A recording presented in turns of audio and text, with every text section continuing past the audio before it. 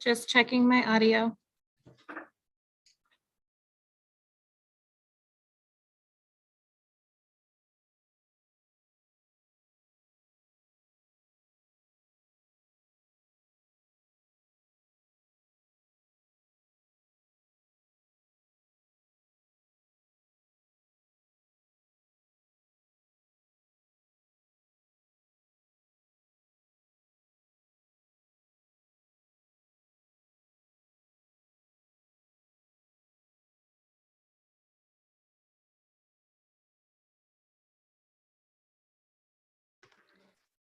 Can anyone tell me what page we're starting on today? Page 241.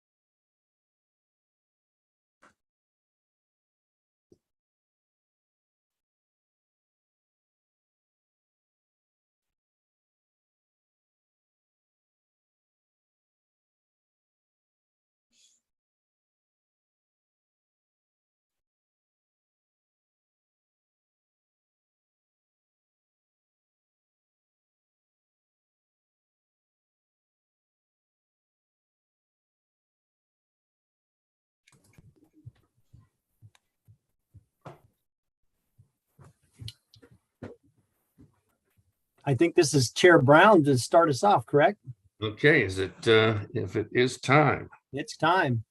Okay, then allow me to call the Budget Committee meeting for May 11th, 2022 of the Clatsop County Budget Committee to call to order at 1 o'clock. As I said, May 11th, 2022. Okay, we're going to be continuing from the last budget meeting.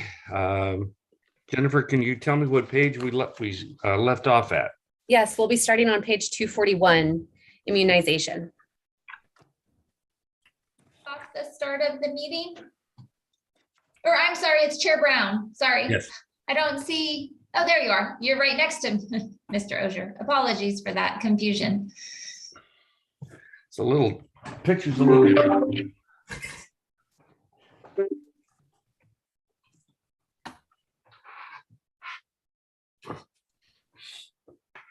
Are we ready to get started? Okay, any, so it was, I'm sorry. I starting can't with tell if you're immunization. talking, Norm. Yeah, I can hear him. He's I talking. can hear him as well. Yeah. There must be something on your end. Oh, I don't know, I think my wife has the same switch.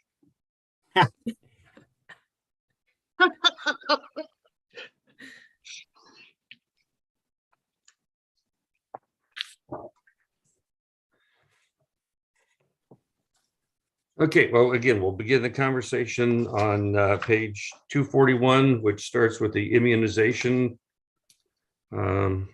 section of special fund. Any comments or questions?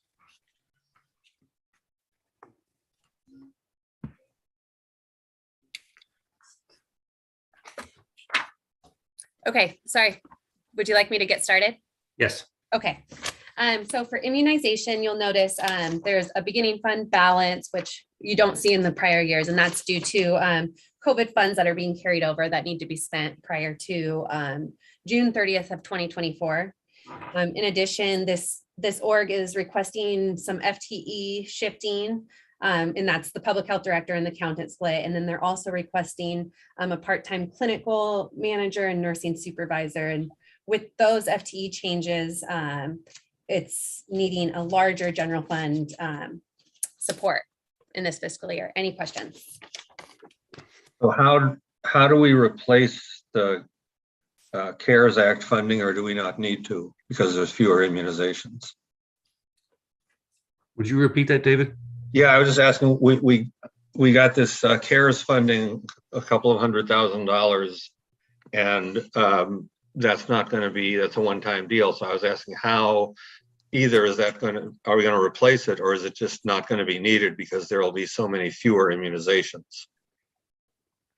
I would defer to public health on this, but I would believe it's the second, what you said there. There are fewer immunizations. Yeah. Okay, thank you. Yeah, so the CARES Act funding, I'm just double checking through all of our, because some of our CARES funding goes through 2023 and 2024. So let me just double check here. And it looks like this is PE 0110, Margot. Yeah, and so this funding goes until 2024, so we have some time. Part of the reason the immunization program has always received some general fund support. Because our fees are fixed by OHA, we can only get reimbursed so much for the administration of general vaccinations in the clinic, and yet we still have to have this infrastructure in place. And then with COVID, routine clinic operations were down because people weren't able to come to the clinic and stay up to date on their required vaccinations. So I think in the end, and I can't project all the way out to 2024, that it's likely there will still be some general fund support that's required. But most importantly is that the program, all of our public health clinical programs have a required infrastructure that hasn't been in place, that needs to be in place to make us fully compliant with program expectations, as well as oversight of nursing and clinical practice. So we're good till 2024, and then always within the immunization realm. There are routine increases in the amount that we're reimbursed, and most of our patients are OHP patients or qualify for immunizations, other funding streams. We do see some private clients, but not that many. And then we also have grants that become available either through OHA, the federal government, or other nonprofits like our CPCCO to help support program operations. So there's always a little bit of precariousness in public health, but what I do know at this point is that we have an infrastructure in place that was missing previously, and so we have a very strong baseline to project going forward.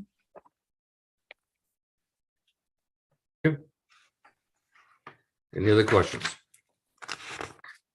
We can move on to babies first, page. Commissioner 214. Bangs has a question. Yes, sorry. I was just curious. So I'm looking through this and we have a request for additional FTE. Is that due to a new state mandate? Like what is, I guess my question is why, or was that what you were previously discussing here is the reasoning for the additional FTE then? Ms. Lalich, okay. Yes, so public health, after my previous tenure as the public health director, it lost a nursing supervisor, a clinic manager position. It was more of a clinical coordinator role, but under the Nurse Practice Act and certainly within all that we do clinically for the community and then the ability to respond to public health emergency, there needs to be management and there needs to be supervision of clinical practice to make sure that we comply with all the health and safety standards. And so that was one of my first recommendations, is that we need to get that position back in place. It needs to be secured for all of public health clinical programs. And as a public health director, season one, it's a non-negotiable in terms of the health and safety of the community, as well as again assuring compliance. So then that's reflected then in the personal benefit increase of 400% and the transfer of general. And so it's just all attached all the way through. I did note that we lost a public health nurse, step 2. Is that what? Okay. I can speak to that as well. Please. So within the ONA contract, there are 3 steps to the nurses range. There's a public health nurse 1, 2, and 3. And there's certain criteria that a nurse meets in order to be classified as a public health nurse 3. It's the top clinical ladder for public health nurses.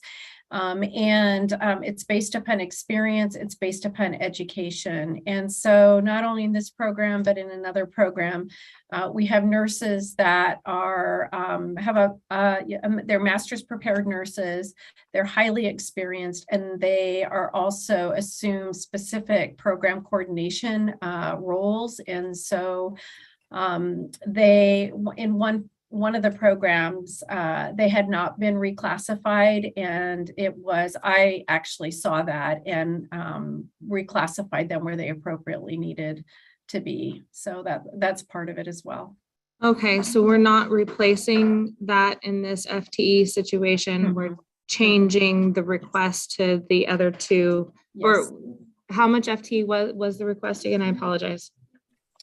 Let me go back in. Is it 1.5? I can't remember. It looks from the staffing summary. Staffing summary. It's- It's an increase of 0.35. Thank you. Oh, it's 0.35. Okay, Yeah. for some reason I thought it was greater. I Sorry about apologize, but Part of that is the public health director Right. and the accountant as well. okay. And then just so that I'm fully clear, we broke our darling public health director up into how many different parts? 8. Well, bless America. Apparently now there are 8 of you. Okay. Oh, yes. And when you look at things administratively, a public health director touches every program multiple times every day and makes executive decisions throughout all programming. And sadly, because of the way public health funding has traditionally been so siloed, it's made it challenging. And it's my recommendation that we need our program, our budget, our operations need to reflect exactly what we're doing. And so I also see it as about fidelity and transparency. And so that's what you'll see. And the reason we have 13 programs, but the director is only in 8 is because the deputy director has oversight for all the health promotion programs. And so that's where you'll see the deputy director. Well, I actually appreciate your mindset in that because it makes sense to me. So I appreciate that. I was just trying to confirm like where you went. So yes, A lot thank you. of changes this year on top Okay. of COVID. Okay, All right, chair well, I'll turn- recognizes, oh, Go ahead, Chair. I was just going to slide over to Commissioner Thompson. Yes, Chair recognizes Commissioner Thompson. Thank you, sir. Thank you, Commissioner Banks. Well, in my mind, it's essential that we have an adequately funded public health presence and that it is done in a way that it is both, I love, valid and clear so that the public understands how much required in place we have to be. It isn't enough to do just in time when we're talking about something like a pandemic, which after all will not disappear, but will only morph, and there will be something else sometime. And with the chronic underfunding of public health, for me, this is reasonable, prudent budgeting and programming and funding. Thank you. Okay, Jennifer, if we can pick up then. Oh, it looks like Gretchen Allen has a question. Yes, Gretchen. So you said 0.35 FTE was the total increase. Did I hear that correctly or did I mishear that? That's correct. That's correct. So it's Fund 007, correct? This is just for org immunization 4129. Okay, okay. Thank you. Okay, moving on to Babies First on page 246. In this one, you also see that increase to the personnel due to the split of the public health director and adding a nursing supervisor. In addition, the beginning balance has decreased, and this is two factors. Let's see what these two factors. Oh, and with that, the general fund support has had to increase. Any questions? Sorry, my notes didn't make sense for a minute. How are clients identified for this service? So under the Maternal Child Health Program umbrella, there are multiple programs. It's all voluntary. The vast majority of the referrals come from the primary care providers, the neonatologists, the hospitals, based upon the type of birth and the birth outcome. Some are referred from education as well. They meet certain criteria for one or more of the programs. And then some are from community services as well. There's comprehensive assessments that take place. And these programs are primarily home visiting programs, although families can be met anywhere. This is part of the reason the revenue is down a little bit for this last year is because of COVID. Obviously, our nurse was not doing home visits, but again, telehealth was used to connect with families. So there was so much stress in families that was very, very important to have that in place. This is also one of the programs where the public health nurse 2 needed to be a public health nurse 3. We have one nurse overseeing all of these programs, all of the referred infants and families to the program. So provides coordination, direct service, all the reports, as well as implementing programmatic changes. And I will say that this program in its triennial review came back this year with absolutely no compliance findings and high recommendations and acknowledgements for the good work it's done.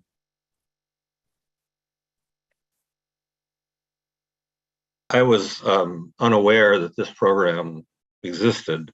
My own baby's having aged out quite some time ago, but it seems to me a very, very important program, and I just am hopeful that people become the community is made aware that it exists, so more people can take advantage of it. Yes, and just for your interest as the budget committee, Oregon is in the process of implementing, there are 5 pilot counties right now, but implementing a universal home visiting program. It's referred to as Family Connects.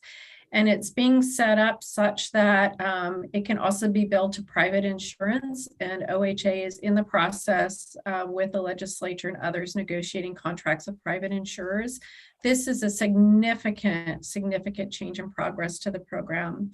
And I will also say that, you know, over a decade ago, there were 3 to 4 nurses overseeing this program, and we're down to 1 nurse, and that is because of decreasing revenues and funding to the program.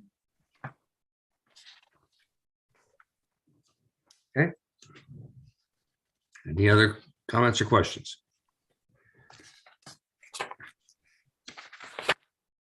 On to the Moving on to the WIC program on page 252. This one, you'll also see an increase to the personnel, and that's the splits again. There's also a slight increase to the staff assistant, and that's just based on current and future needs. And the remainder of this budget is pretty much status quo. Any questions?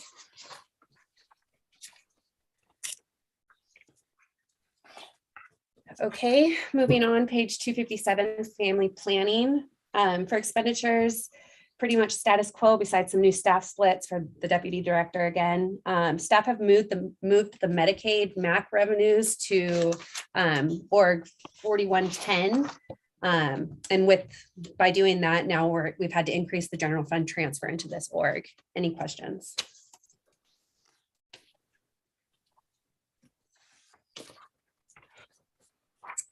Okay, page 263, school-based health centers. This is a new org that's been established for the current Jewel school-based health center and any future school-based health centers that are developed. These revenues and expenses were included in the 4110 org community health in prior years. This org is supported by fees and grants. In addition, there has been some ARPA funding allocated in the amount of $125,000 in the 22-23 fiscal year. Any questions? Commissioner Bangs? Yeah, I just wanted a little clarity. So this is basically funded through grants and outside resources, correct? Yes. Okay, so it's not a county general fund item. Okay, I just wanted to make sure that I wasn't missing something. So thank you.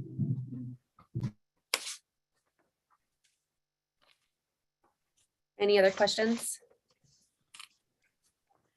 Okay, moving to page 268, harm reduction and OD prevention. Let's see. This budget sees a slight increase to personnel services due to some shifting of FTE and the new splits. It also sees an increase to materials and services as program supply expenditures are expected to increase in place of the CPCCO HR expense, and contractual services with Tillamook and Columbia County Health Departments are not needed as they do not require further technical assistance. Any questions? Yeah, I have a question about the providing training on this Narcan for small business owners. How realistic is it to expect that somebody running a business will recognize and then be willing to take these kinds of actions? I mean, in other words, is this sort of money well spent or not? It is actually, and I'll defer in a moment to our Deputy Director, Jill Quackenbush, who is the administrative oversight for this program. We, on a weekly basis, are doing more and more trainings with businesses, with law enforcement. Even education is reaching out to us for education and training. So it's very bittersweet, right? That all of these entities are now needing to be trained in Narcan usage. And so we do expect and anticipate that the need will go up when we look at the data around opioid use, other substance use disorders, and overdoses, as well as the staggering numbers related to overdose related deaths. So Jill, you can speak to that in more detail in terms of trainings. Yeah, absolutely. We see the trainings just as you would any like a CPR training or a first aid training, and having a first aid kit at your place of business, and having Narcan, naloxone as part of that. And that's what the training really is to teach folks to see the signs as well as have comfort in administering it. So, because it could be, it could be a staff person, it could be a customer, it could be somebody out on the sidewalk. But the goal really is to have naloxone in everybody's hands, just as we all have first aid kits. Chair recognizes Gretchen Allen. Yeah, how many businesses already participate in this program? And are they larger businesses, smaller businesses? What's kind of the focus there? I'll defer to Jill on the estimated number of businesses. What I can tell you in the most up-to-date data I have on naloxone distribution, we've distributed 256 doses just in March of 2022, 138 in February, and 486 in January. I don't have, and of course our data goes back further than that. And I don't have data for April and May yet. Jill, you can speak to the businesses. Yeah, so the businesses, we've trained law enforcement, first responders. We've also worked with Parks and Rec departments. Our schools are requesting. We've done trainings for the chambers and the downtown development associations. So at some of those trainings, we might have multiple different businesses that are attending those.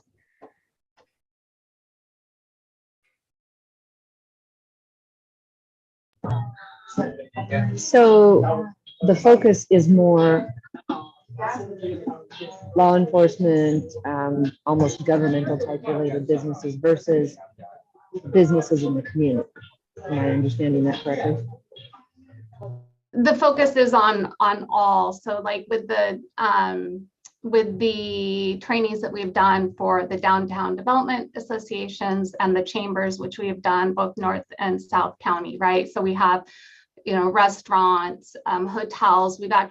Hotels were a focus of our work plans too, to ensure that hotel staff had training and access. So it could be a retail establishment that are attending those. And the training itself only takes like around 15 minutes. We can do it for longer if there's more questions or if there's more need for folks to feel comfortable. But it really is about that introduction and then getting the Narcan into folks' hands. Okay, thank you. Chair recognizes Commissioner Bangs.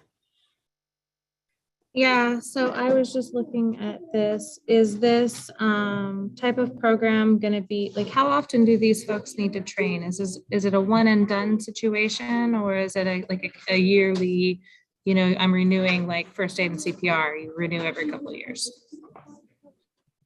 At this point, there's no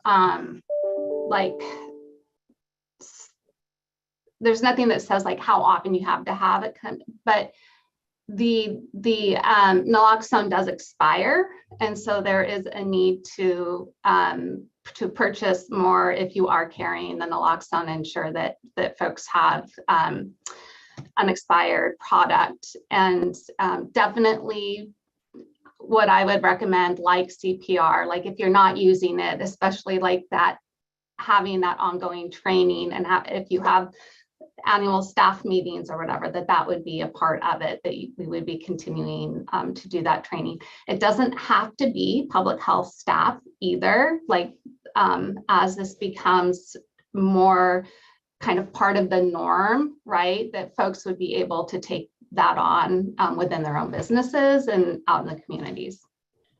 Okay, I was just trying to identify if it was going to become an operational cost or if it was going to be like a 1 year thing and we were going to rise and fall in our budget.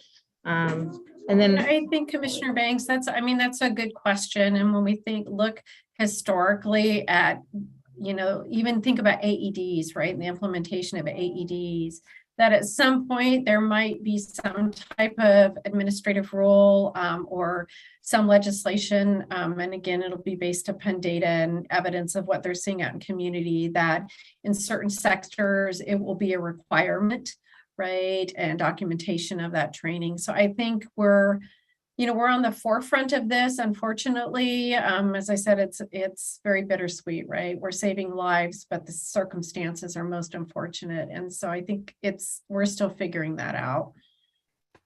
Okay, and then while I've got you, then the personal benefits, the salary and wages, all associate back to our staff changes that we've already discussed, correct? Okay, and then I assume materials and services circle back to this harm reduction process, correct? Okay, I'm just trying to draw pictures for myself, so I appreciate it. Thank you. Chair recognizes Committee Member Montero. Yes, I was a little disappointed not to hear any mention of any trainings at schools, Clatsop Community College, Tongue Point Job Corps Center, or any of the public school systems. But beyond that, that is happening though. Okay, great. Yeah, Jill had mentioned it earlier about connecting with schools, so. Yeah. Okay. If you go back and look at page 269, which is the performance measures, I'm a little disturbed that we have no performance measures reported for 1, 2, 3, 4, 5 budget cycles. And saying that this is due to COVID-19, it is a little bit disingenuous for me, because COVID-19, we're looking at 2019, not 2017. Jill was rattling off numbers. She must be keeping records of those numbers somewhere, and you have to report performance measures in your grant and program requirements. So I'm disturbed that we're not seeing those. In addition, what we're looking at for the coming budget year is, it looks like 67 events. That would be 1 point something event per year or per week. I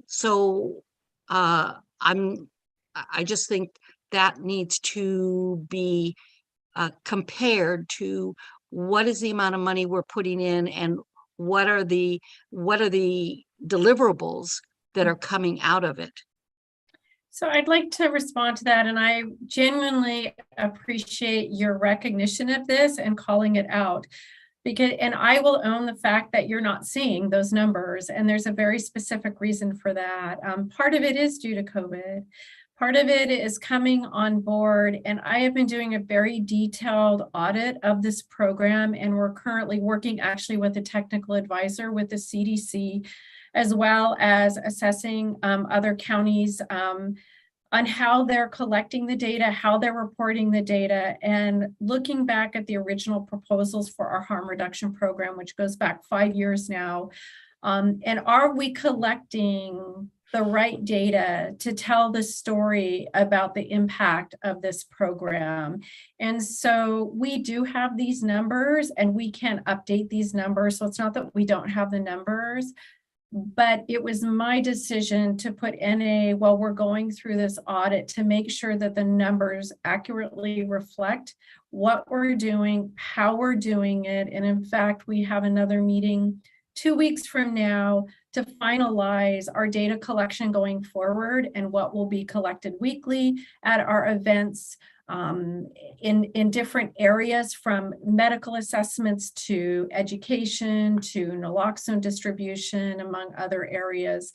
And that will in the future be incorporated into these performance measures. But I wanted to be really careful this year of like reestablishing a baseline for this program and making sure that going forward, we are collecting the most meaningful data to show, if you will, a return on investment for all the grants and funds that we receive for this program. And so I don't know if that's helpful to you. It's not that we're missing these numbers.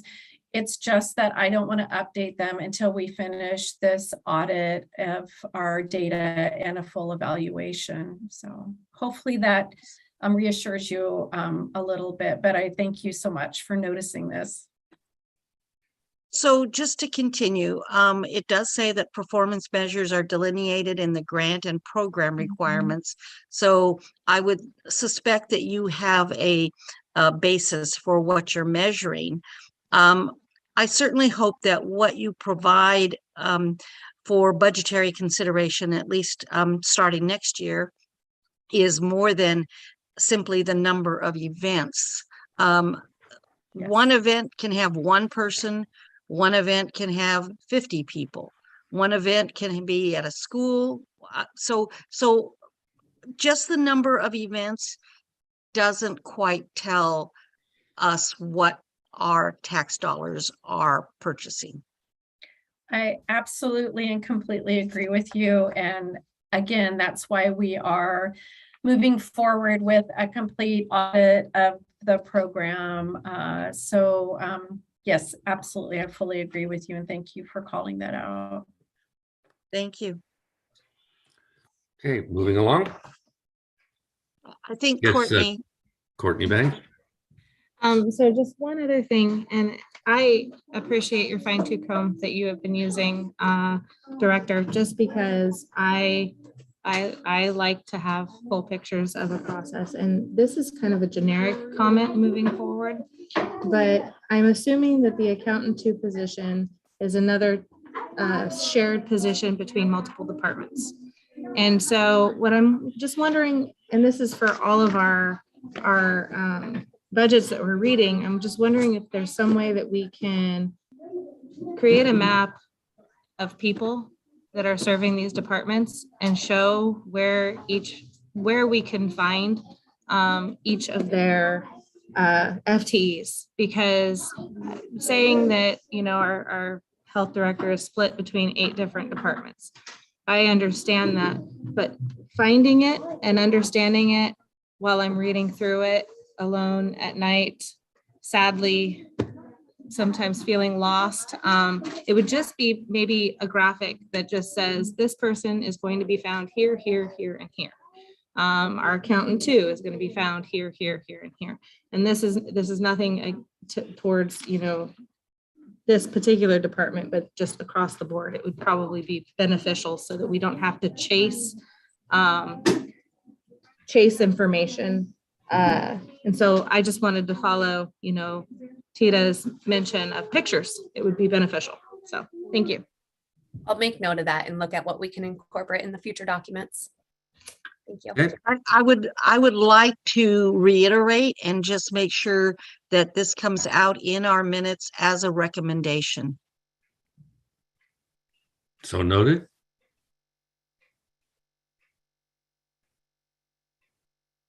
Okay, Jennifer.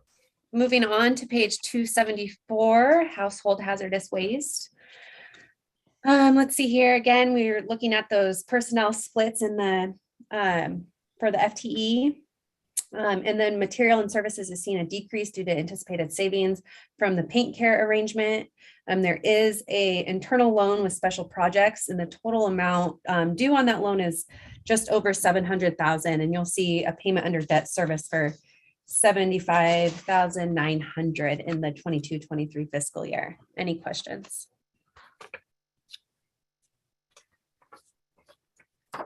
Commissioner Banks.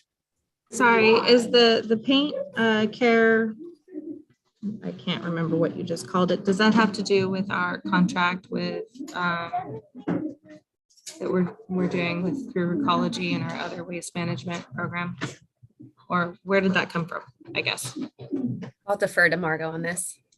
Yeah, and I'll do my best to articulate it. So the pain care contract is because people were, you know, pain care has been a program in Oregon, I think probably for the last decade.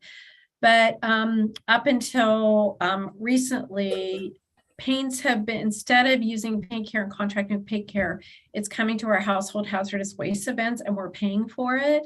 And so in connecting with Paint Care, actually, they reached out to us, and our EH supervisor was part of that meeting. They convened and recognized that there would actually be a cost savings if we had Paint Care handle the paints, because that's what they're already doing. And then they would establish a relationship with our contractor at the household hazardous waste. So it's really just diverting the paint to Paint Care and then letting them handle the business side of it. So yeah, hopefully I covered that well enough. Okay. No other questions? Move along. Okay, page 278, emergency preparedness. You'll see in this budget that there's a large carryover in the beginning fund balance, and that's primarily due to COVID funding that must be expended prior to 6/30/2023. Staff are proposing a slight decrease to the FTE count, though we're still seeing an increase in the personnel services, and that's primarily due to the new splits that we've discussed over and over. Material and services has decreased, and that's significantly due to the ELC monitoring expense. Staff is not anticipating more funding for this. This budget also includes an increase to capital outlay, and that's for the remainder of a mobile public health clinic, which is in the works during this current fiscal year. But the department's budgeting for a new vehicle for the public health emergency preparedness coordinator. Any questions?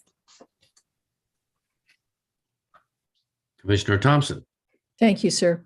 I'm curious about how we note in our budget, if we do, the value of volunteer services that we receive, because my understanding is we had, what, $500,000 worth of volunteer support. I don't know whether it would go in public health or emergency preparedness or where it would go, but I'm thinking it's important to note that somewhere, because it's part of the social capital in the community, and it's part of how we're able to do what we do. So it's a general question, and I don't know how it fits in the area of this budget, but I wanted to raise it. Thank you. Can anyone respond to that? I'll defer to, I'm not sure if Monica or Margot has any insight on. We can go ahead and we've done that before in the animal control, and we can definitely make sure that we get some language added in before the adopted budget gets printed. And data too, please. Thank you kindly for that. Okay, Commissioner Banks. I'm just looking, multiple budgets reflect our COVID monies and the need to spend them. And so I'm just wondering, within that, I'm sure that each department has a plan for spending it, but I'm wondering, is there something similar in our general fund regarding the COVID monies? I guess, is there, I see it, we're going to rise in spending and then there's going to be a cliff. So I guess I'm really hoping that we're not using those COVID monies for operational costs and that we're using them for one-time spending costs. I can, would you like me to speak to one piece of it? I see you coming on, Dawn, so. Sure, Margot, please. Yeah, so there's a few important criteria that we like to use when we think about how do we leverage these resources. And I see it as leveraging resources. It's not an opportunity just to spend. We're stewards of public resources. And so there's very, very, very strict guidance coming from the feds and OHA on how we can spend these different sources. And we report on it and we account for it quarterly. We also, for some of it, have to submit budgets that have to be pre-approved. And so there's that part of it. Only what we are doing operationally that relates to COVID gets charged to these dollars. And it's very, very carefully accounted for in our payroll system, including my time, right? It's all very carefully coded. And so, so there's that piece of that accountability. where we are allowed to make capital expenditures, you know, we know there have been emergencies in the past. There will be public health emergencies going forward. We are committed to planning, strategizing from an equity lens. So how do we do that with the resources we have so that they're enduring and sustainable? One of them is a mobile public health clinic, right? That can be used in the future for all of our clinical outreach.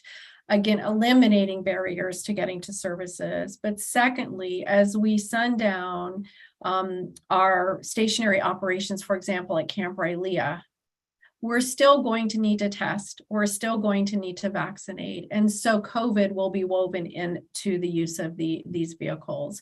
And so we're doing that with all of our resources, whether it's a capital expenditure or it's operational, but it's very, very strict about how this money can be spent. And so when we see we have some, you know, resources, and I will say some of the counties have spent all of their resources and now they're scrambling because they've hired and now they have to let go of people. We've had an extraordinary volunteer workforce, or volunteer force, I should say.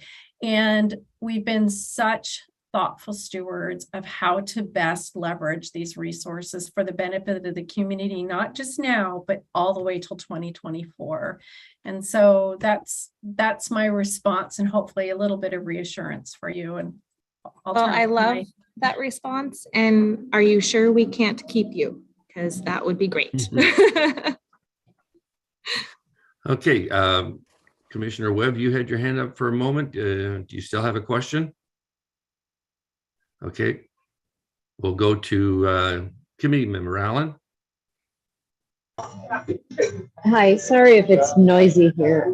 We're waiting to catch a flight. So I'm confused. Salaries and wages are $87,940 and personnel benefits are $132,630. Is that an error? And how are benefits much higher than the wages?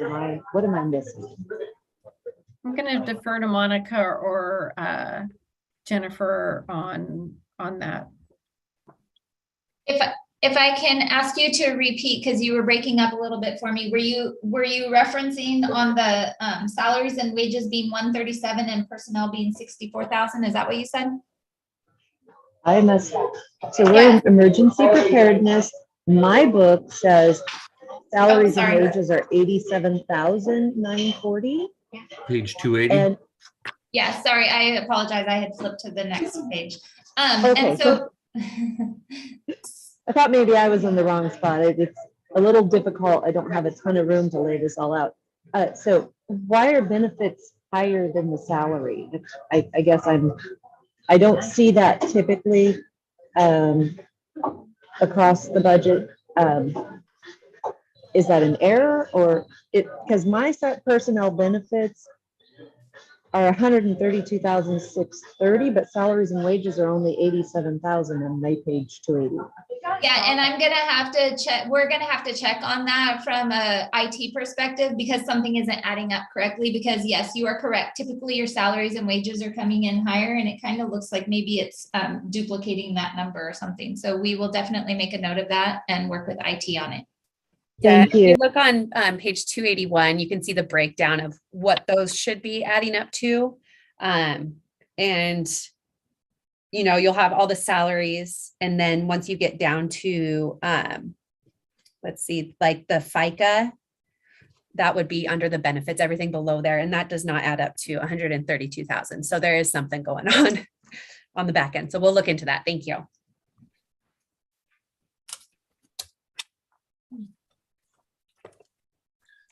No other questions? I think we can move along. Okay, on page 283 for on-site sewage systems, this budget reflects a slight decrease due to FTE splits lowering, and that's in the permit for the permit techs, or the permit techs FTE count goes down by 0.5. And there's a realized savings of approximately $40,000. Material and service for the most part is status quo. Any questions?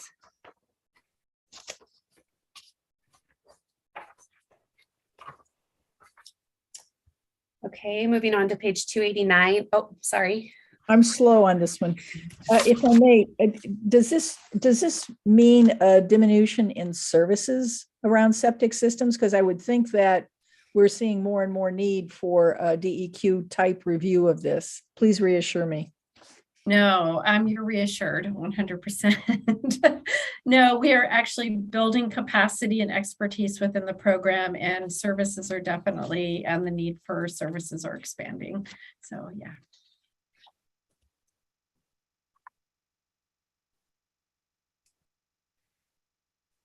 Okay, we'll go ahead and move on to page 289 for environmental health. This organizational unit is requiring general fund support for the 22-23 fiscal year. And this is primarily due to a proposal to add an environmental health supervisor and other personnel splits. Material and services is status quo. Any questions?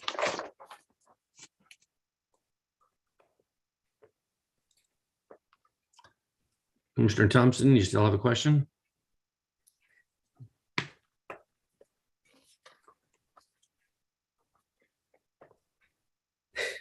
Okay. Oh, looks like Commissioner Banks. Oh, Commissioner Bangs. I did, but I'm assuming that I already know the answer, but with the not applicable, the actuals and the measures, I'm assuming that we're just waiting for audit information of like the number of food service inspections, number of temporary licenses, et cetera, et cetera.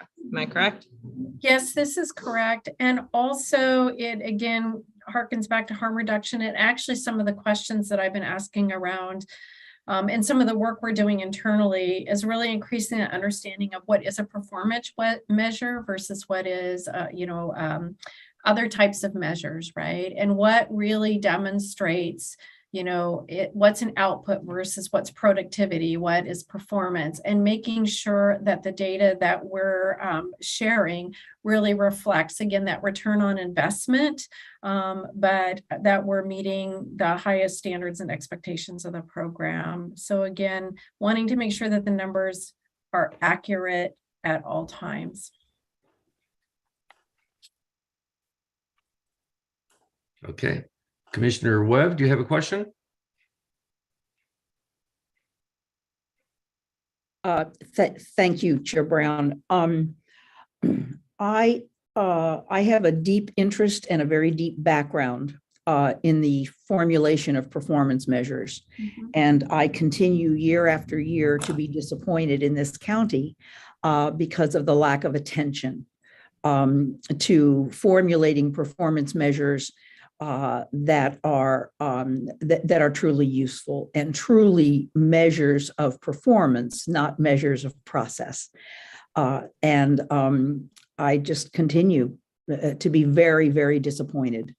And I'm really, as with so many other things, applaud Margot for addressing this issue in her department. I would love to see something in this budget that addresses this terrible, terrible issue. And I'd like to see county management bring in perhaps a consultant to address this issue and to train. Our staff isn't expected to be experts in performance management. They're expected to be experts in their chosen field. But performance measurement is a relatively new form of government accountability, but it has reached a very good critical mass. I'd love to see something in the county management that would, as I say, bring in a consultant and train our staffs in evaluating and coming up with performance measures. This is also related to how our citizens feel about our performance. And I constantly plead in every budget cycle for us to fund some kind of a citizen survey, which assesses how we are performing among our citizens. So these are kind of related, and I'd love to see some response to that plea that I make every year. Thank you. Thank you, Councilman Webb. Commissioner Banks. I would just make a statement that I am positive that all of our management staff are already trained in how to measure performance, and that I fully support our staff and all of the efforts that they have been doing over the past years, and to just make sure that we are not addressing staff concerns during a budget meeting. Thank you. And Dawn, I don't know if you want to touch on this, but I just do want to make you aware that we have hired a consultant in this past year. We worked with PSU and they came in. We had four pilot programs within the departments, and we did an overall staff training. We are working to, and per their advice, they thought we should start displaying them in graph form. So you will notice within this budget that we are starting to implement that. It is a process, but we are working to display them in a more useful, meaningful way. If Chair Brown, members of the Budget Committee, if I might real quick, just to reinforce what Jennifer just said, we started a process last year to do some of the initial training with our department teams. And that is going to be an ongoing process. And as you can imagine, getting those identified, the measures I identified, and getting the actual data is going to take some time, because they're doing that on top of all their other responsibilities. So it is something that is in the process. And just to go back to the community survey, we also did our first community survey recently, and we'll be going back to the board with the results. It was part of a community survey tool that's being used in a lot of other cities and counties. We were able to customize it a bit, but I think that that the community and the board will be interested in the response. And I think that those results will be coming back to the board sometime in May or June, I believe. So we are making progress slowly. Commissioner Webb, do you have a question? Or is that see your hand up there? Yes. I apologize for not knowing about these efforts in progress, but I only know as much as staff tells me. However, I can also conclude that the performance measures in this budget are not a whole lot better than I think they've ever been before. So I hope, I encourage you to keep going at this because we're really falling short in this area. Thank you. Any other questions? And let's move on, Jennifer. Okay, well, it looks like we're on page 295, appropriation for contingency, and this is the contingency for the whole public health fund 007. This is in a total of $724,950, which is a combination of a handful of the public health department contingencies. Any questions? Okay, if not, we'll move on to page 297, mental health. This budget has a slight staffing shift. Staff are requesting a portion of the proposed contract person position that they're requesting manage the mental health grants. And the policy analyst that was previously allocated here will be moved fully to the county manager's office. And please note that the contingency has been moved over into a contingency org. And that is in the amount of $185,140, and we'll go over that here in a couple. Any questions? Appear to be no questions. Okay, page.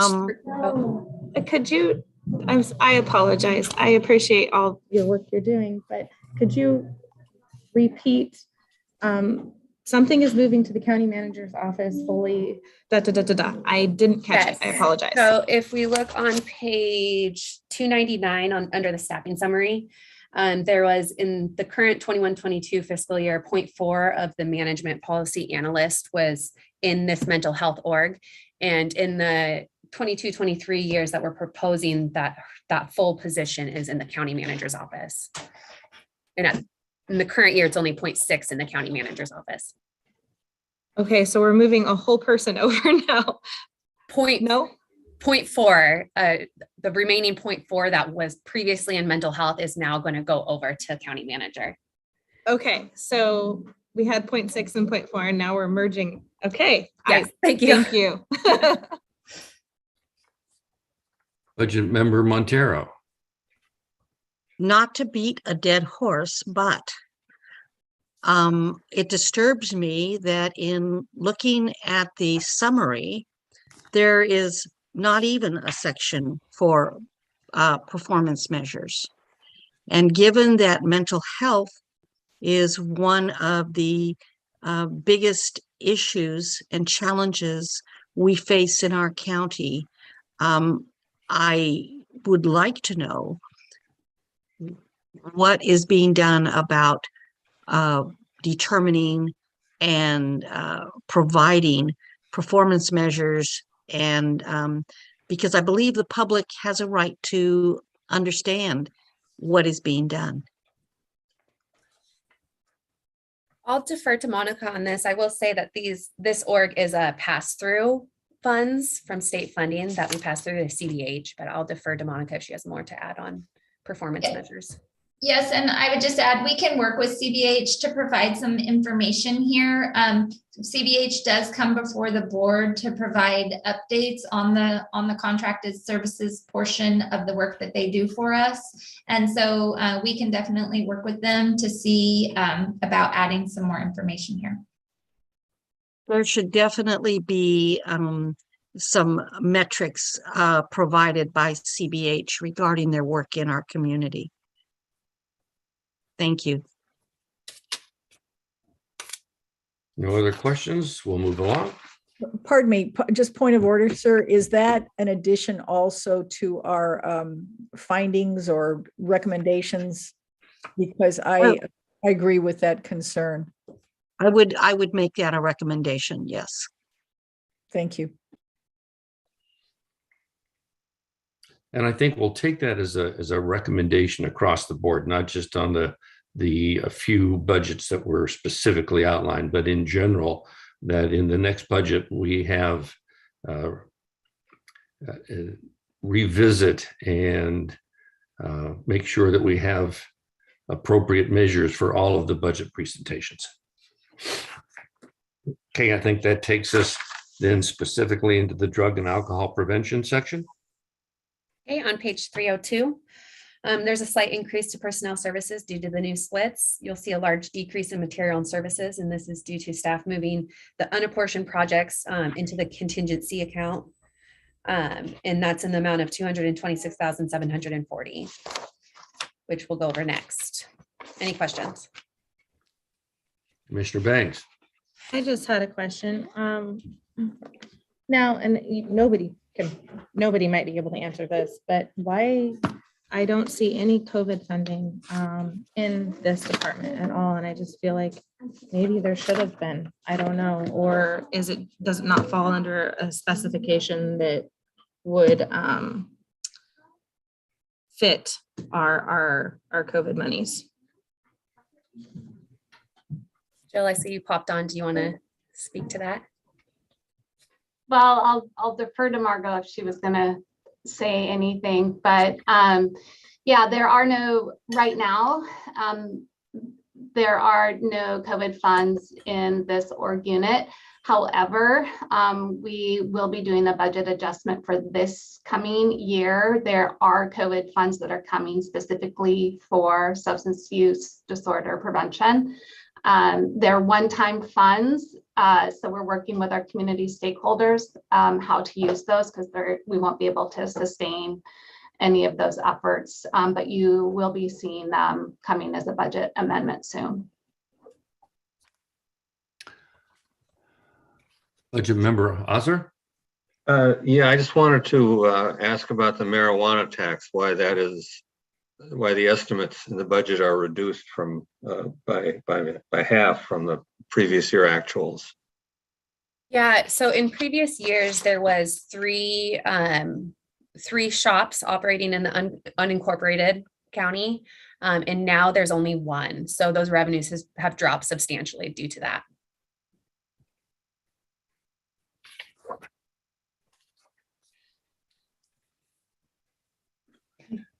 Okay, Okay, moving on to page 307, the appropriation for contingency for Fund 033. As noted in those prior two orgs, this is where the contingency amounts are held for the mental health grants and drug and alcohol prevention.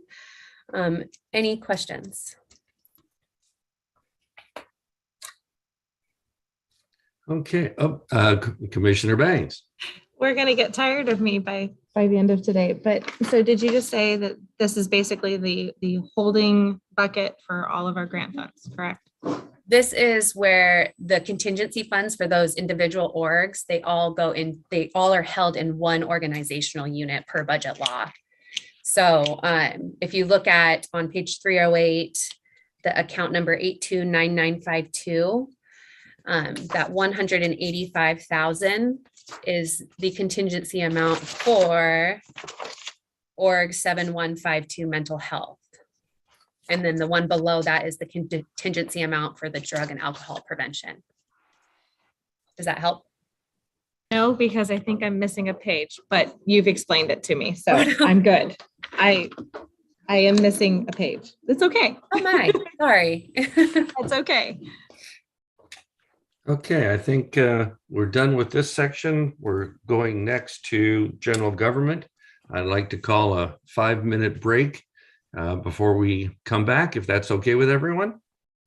Okay, it's 2 o'clock. We'll come back, or 2:02. We'll come back in 5 minutes, and I'll try and get my camera working again if I can. See everyone in 5 minutes.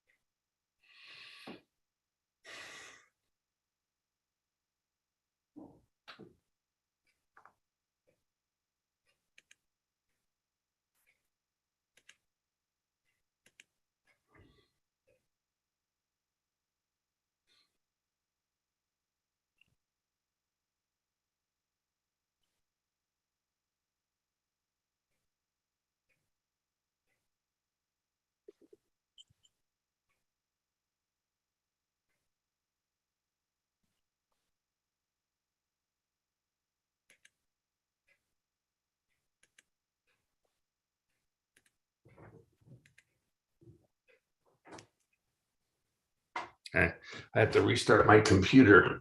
Did you get your camera working?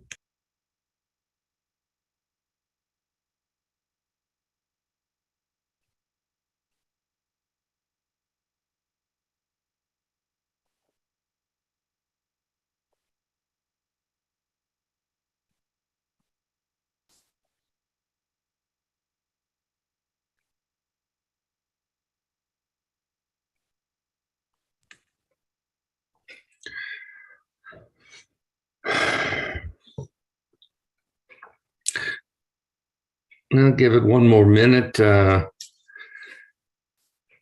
for those of you who can't see me, my camera seems to have decided not to work. I'll try and I have to reboot. I don't want to do that till the next break, perhaps, in case it takes a while to get back on board. But in the meantime, my microphone is working, and I think that's the most important thing.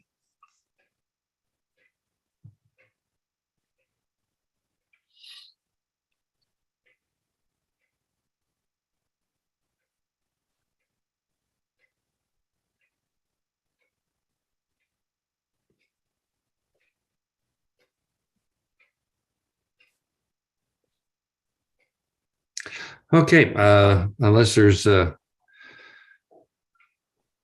motion to the contrary, we'll start the meeting again, and we're going to be starting to go through the section entitled General Government. Jennifer?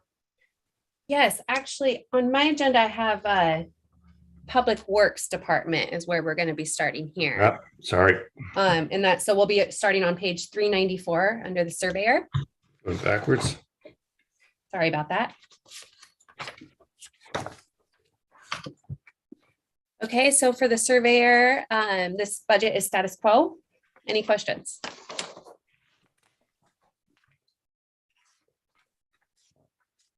Okay, if there's no questions, we will go ahead and move to page 397, road admin and support. Staff have restructured the revenues being received in the road admin and support. Revenue is now entirely from the state highway fund, and there's no longer any revenue from road district number 1. Personnel costs are 23% higher, partly due to an increase in FTEs with the public health director changing from 0.25 to 0.45, along with the addition of a part-time staff assistant, which is an increase from 0.85 to 1.35. And materials and services have increased by 10%. Any questions?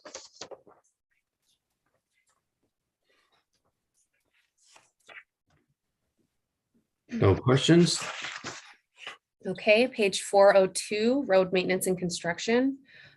As mentioned previously, state highway funds are now being received in the admin, and the remainder is received in road maintenance and construction. Road District 1 funding is now paid into the road maintenance, along with a portion going into the appropriation for contingency.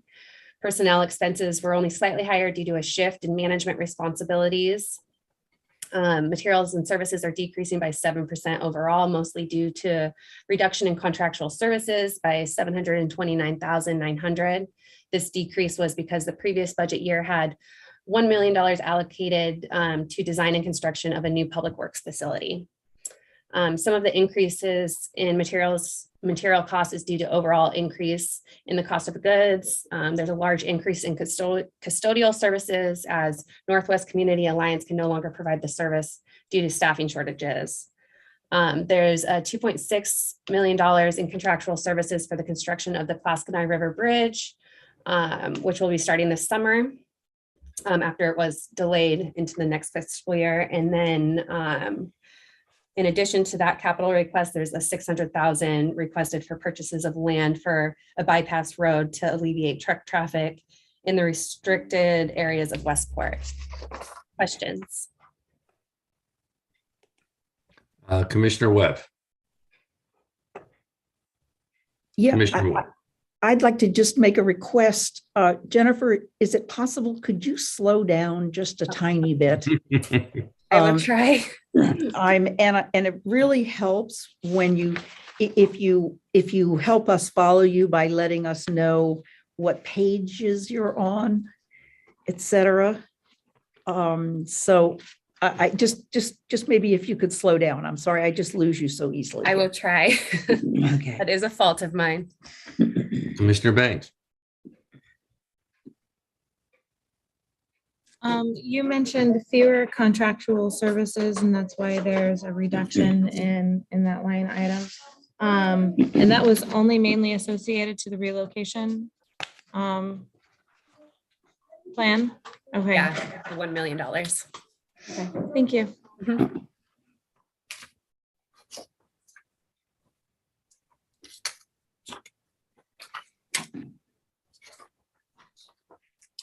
Okay, no other questions. We'll move on to page 411, the appropriation for contingency for Fund 2.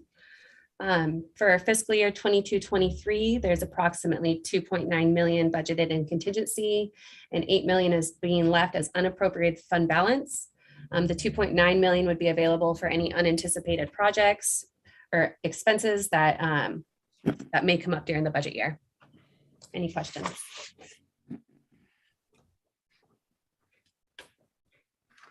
Commissioner Bang. I'm seeing a revenue reduction. Is that, no, that's proposed. No, yeah, wait, yes, a revenue reduction. What is that? Let's see here. Well, that's a decrease in revenues from the road district. So that is due to the monies that go into the road district are totally transferred over to cover expenses within the road maintenance and construction, and any remainder goes into the contingency. So that is what was available to go into the contingency. Okay, thank you. David. Thanks. Can you just, for my education, just speak very briefly about how the county prioritizes the road projects that it's going to be working on in over the course of the budgeted year? Yeah, and I will defer to Public Works Director Ted McLean. Yes, we have, every 2 years, we have our roads gone through by a private company that measures the pavement condition. And that's part of what we use to prioritize our work on roads. Others are culvert jobs that need to be done, or some sort of replacement such as that, that will help us prioritize. And is this work coordinated with the cities for connecting roads and that sort of thing?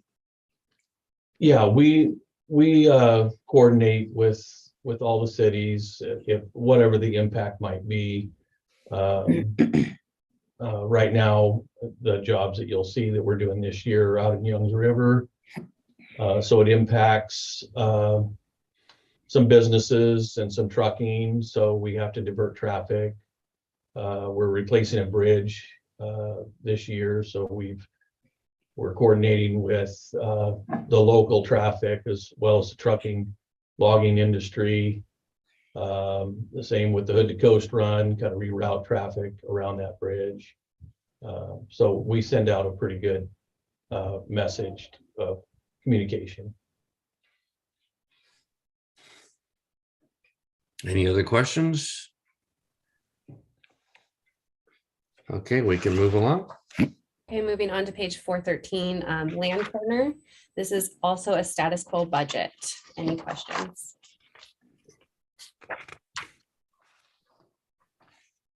Okay, if there's no questions, we'll move to page 417, bike paths. This fund is funded by a portion of state highway funds dedicated to bike paths. Staff are budgeting $60,000 for potential pedestrian projects and an additional $15,000 for GIS services to assist developing bike paths. Any questions?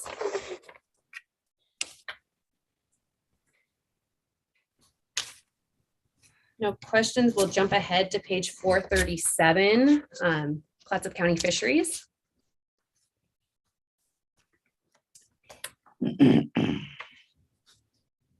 And this budget is overall status quo. This budget is highly dependent on state and BP revenues. Any questions?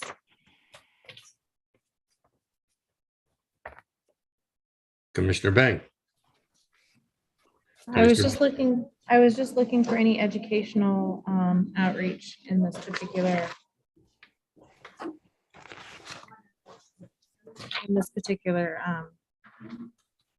budget department. Okay. It would just be nice to see some educational outreach in the fisheries, especially with Warrenton's new improvements in their Warrenton High School's new improvements in their department. So anyhow. Jennifer, I can speak to that. This is Erica. Okay. For some reason, my camera is not working all of a sudden. So anyway, we do have Astoria High School and Warrenton High School, their fishery programs kids, they come out and they help do spawning in the fall. So we do have those kids come out and help. And there really isn't a budget for that. And the kids come out and volunteer, and then we volunteer our time with them. So, but that's a good idea to include. Well, I just want to say thank you for that. Thank you for including the children in that. Yeah, and then, the kids have a hoot. I know that. It's a lot of fun. And I've been out there to see their smiling faces and getting dirty. So it's yeah, good. I a lot of appreciate fun. that. I would just Thank maybe in the future, and I don't know if I'm talking to the right person, but it would be neat to be able to do some sort of internship with you through the summers for these kids. That's a good idea too. Yes, thank you. No problem. I appreciate it. Thank you for volunteering.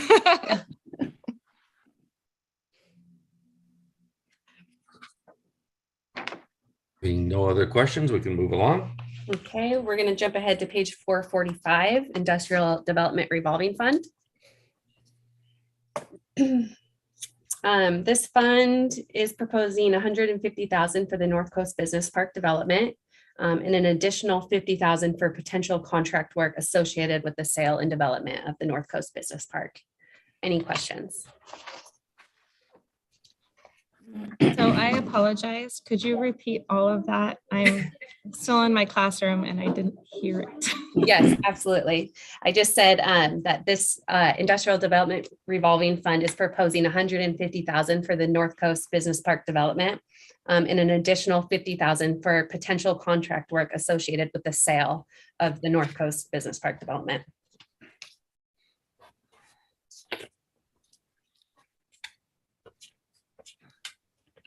And if there's no other questions, we're going to jump ahead to page. Commissioner Webb. Yeah.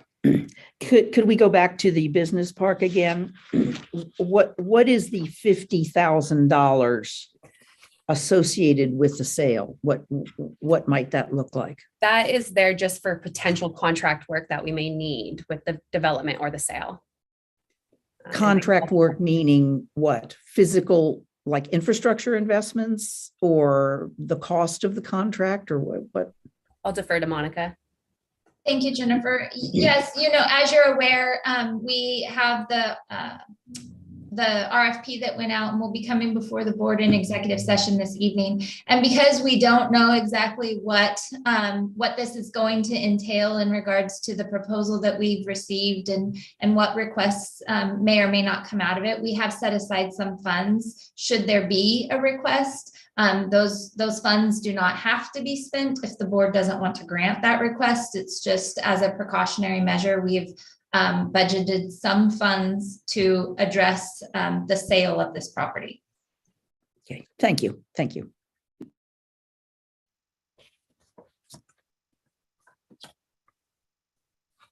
Gretchen, do you have a question? I do. Monica, would that include like cost of sale in that $50,000? No, the cost of sale would come from the reduction in, it wouldn't pass through the county. It would just reduce the revenues that we would be receiving in the sale price. Okay. Okay, let me take this out of your way. Take that tonight for you. Give you all the extra space I can give you. Gretchen, your mute didn't go. Oh, there you go. Yep. No other questions. We can move ahead. Okay, we're going to move ahead to page 474, the Equipment Replacement Fund. The Equipment Replacement Fund will receive funds from State Highway Fund rather than a transfer from general roads. Staff are requesting a full FTE for this fund for a fleet manager.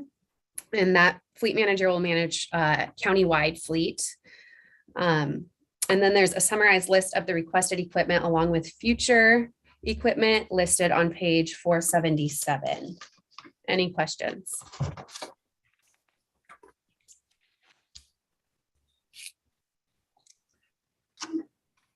Mr. Banks.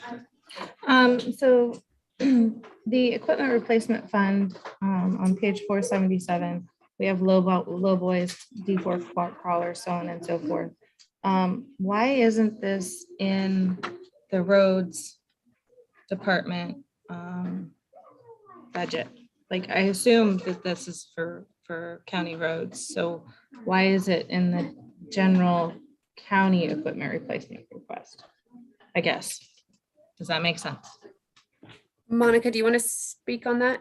I can, or Ted can. This isn't the county's general equipment replacement fund. This is Fund 102, which is the roads department equipment replacement fund.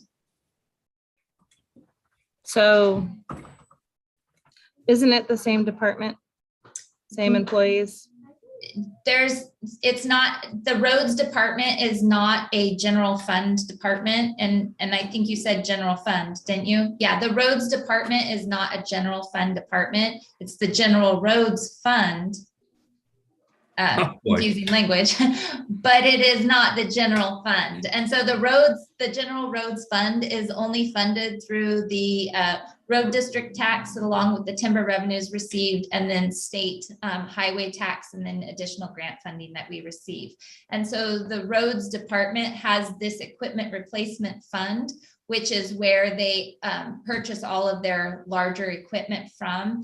And what they're proposing is to hire a fleet manager who will solely be doing this work, especially with a lot of the government regulations in regards to the type of equipment that is being required to be purchased and thus maintained. And then also because the county fleet vehicles, we have a number of those, and to try and better manage that rather than departments having to go to the various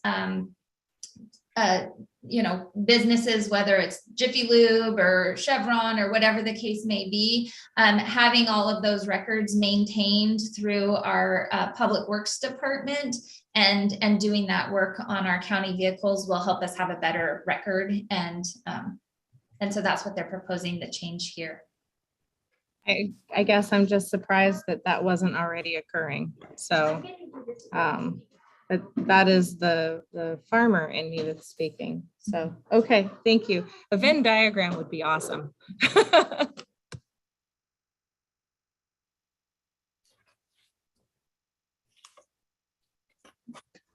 Okay, moving along. Okay, we're going to jump ahead to page 488, park maintenance. In this org is overall status quo budget. There's some shifting of FTE from a park ranger to a park foreman. Any questions? Commissioner Banks. Was there a reasoning for that staff shifting? Oh, I'm tired. Apologize, from park ranger to foreman. Yes, the duties of the park ranger to park foreman, they felt, management felt that the duties were more than what the park ranger should be doing, and having our newer ranger under him, they felt that that was a good shift. Okay, cool. I just wanted to know if somebody decided that we weren't cool enough to stick around anymore. So thank you.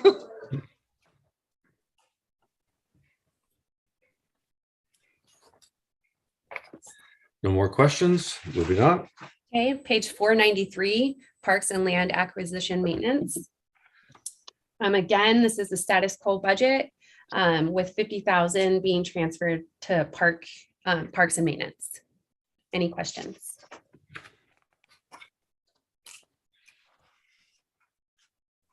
None seen. Oh, Commissioner Webb.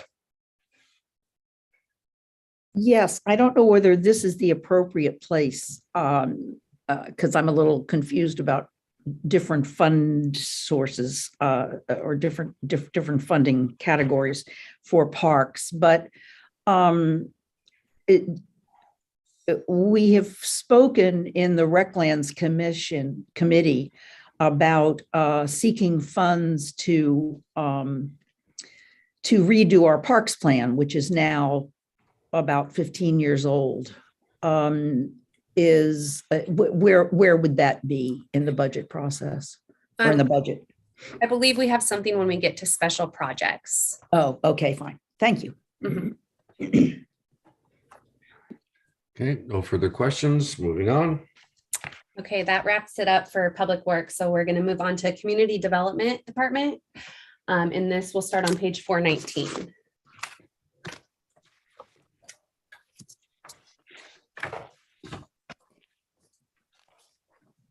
The Planning Division.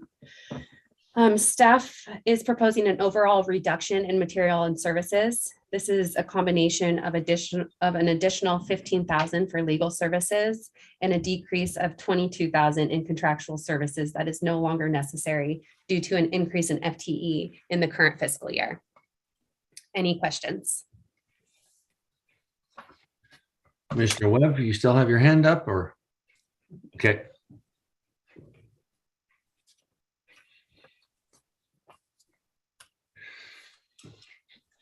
No questions, moving on. Okay, moving on to page 424, code compliance. Staff are proposing an approximate $10,000 increase in contractual services, and this is due to an anticipated increase in the hearing officer contract. The overall budget is status quo. Any questions? Commissioner Banks. So is that increase just like a cost of living or contract increase? That's a contract that we have. And I think I gave some detail on that, and Gail may be on to touch on it as well. But if there was some changes in code, we were anticipating that contract increasing. Yeah, and to follow up on that, at this evening's regular meeting, you'll be doing your first public hearing. Your board will be doing the first public hearing of Ordinance 2204, and that's going to make some changes to our compliance process that will allow staff to initiate a hearing with a hearings officer instead of waiting for the person in violation to say, I want to go to the hearings officer.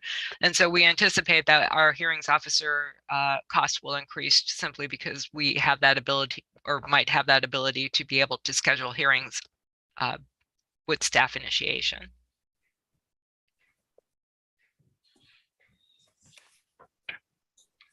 Okay, Jennifer, what's next? Okay, page 427, building codes.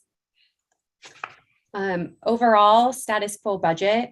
There's a number of small increases among material and services. This org is also requesting a transfer to fleet replacement to purchase a replacement or 2 replacement vehicles.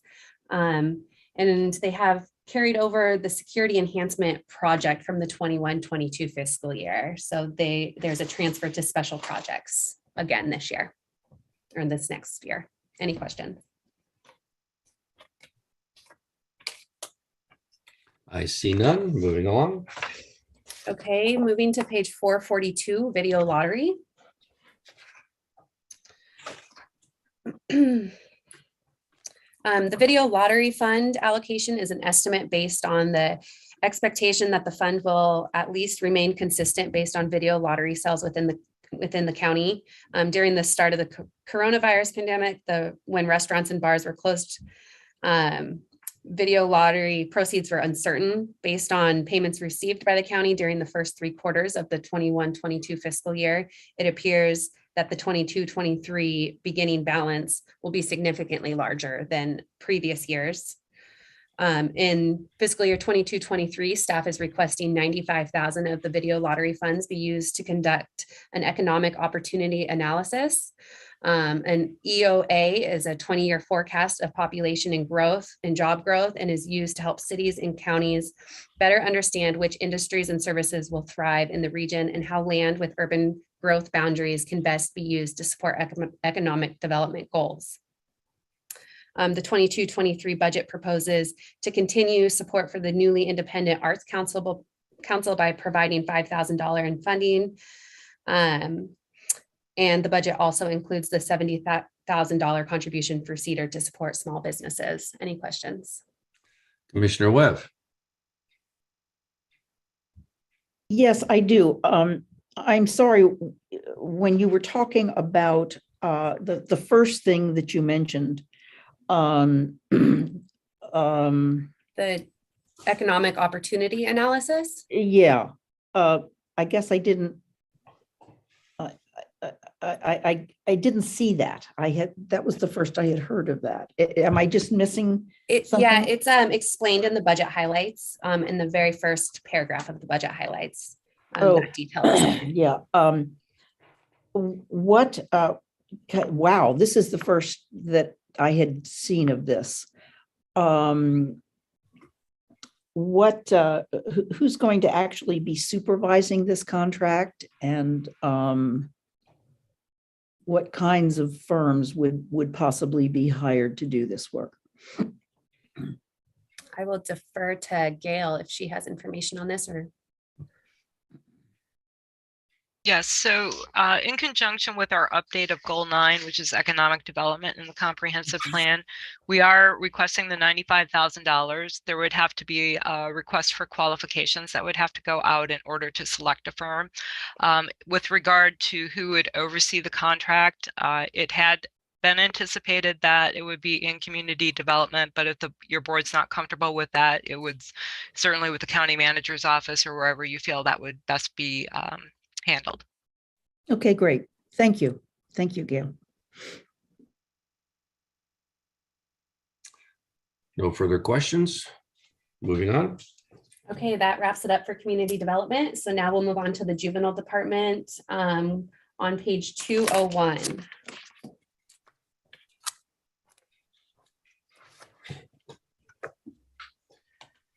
This juvenile department budget is status quo for the most part. There's some shifting of FTE from staff assistant to a juvenile counselor assistant. There is a decrease to the detention bed rental services based on past trends. Any questions?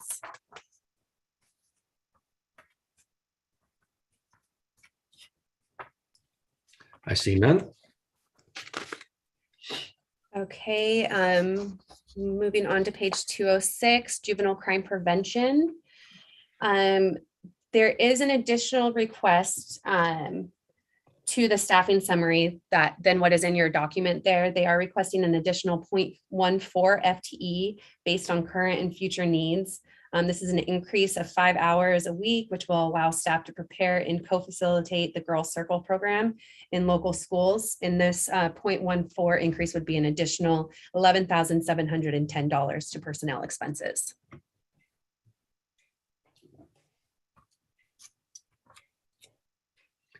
Commissioner Banks. Was there some other department or someone else in charge of the Girl Circle program previously? I believe due to COVID, it has not been an active program, but they're getting it up and going again. And you've mentioned the trend.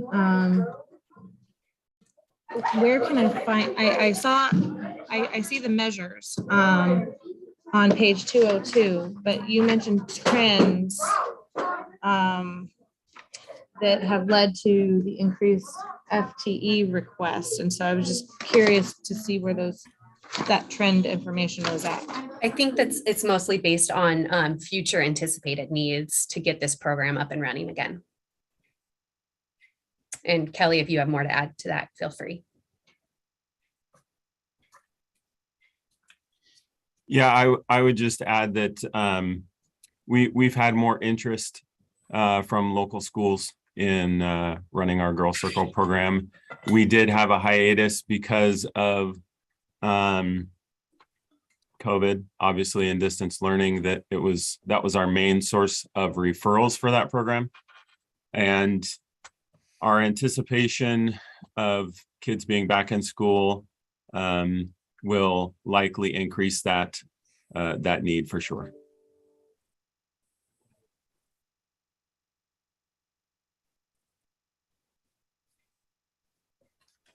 No further questions. We'll move along.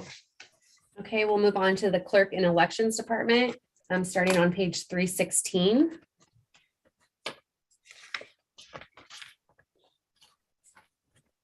This is Board of Property Tax Appeals, and this is a status quo budget. Any questions?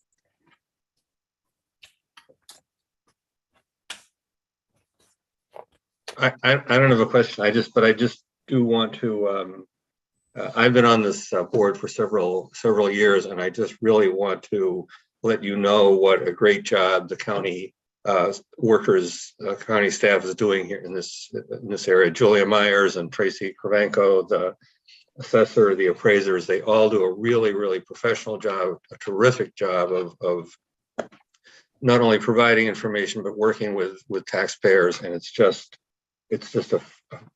from my point of view, a first-rate operation. And I hope you will pass that on. Mr. Banks. Commissioner Banks.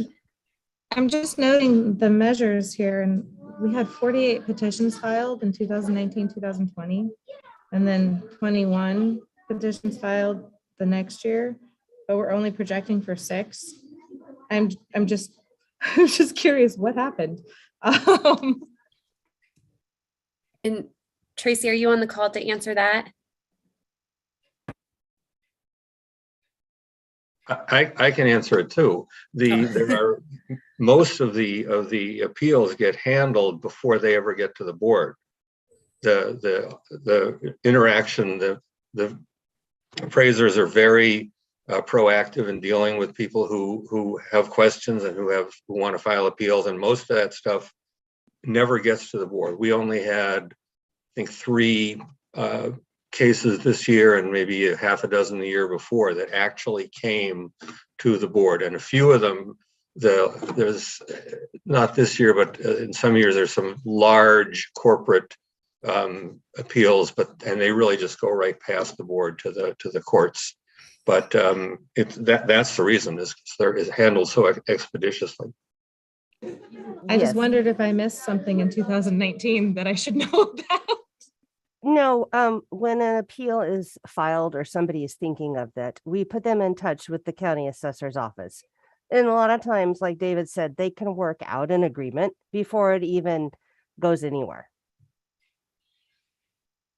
I was also curious if you feel like you're lowballing for the 6 projected after such a high. I have faith in our assessment group, and they've been really good at keeping on top of everything and accurate.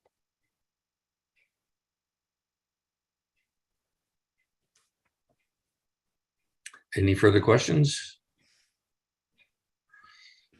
No. What's next? Okay, moving to page 329, Clerk, Admin, and Elections. Again, this is a status quo budget. Any questions?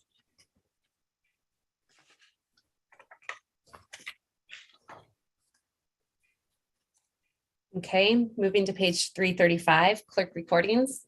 Once again, status quo budget. Any questions?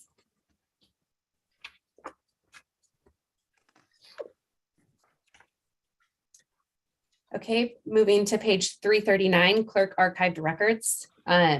Overall status quo budget, but you will see a slight increase for microfilming fees. And that has just been realized over the last couple of years that those fees are increasing. Any questions? No questions. Okay, that moves us to Assessment and Taxation Department on page 319.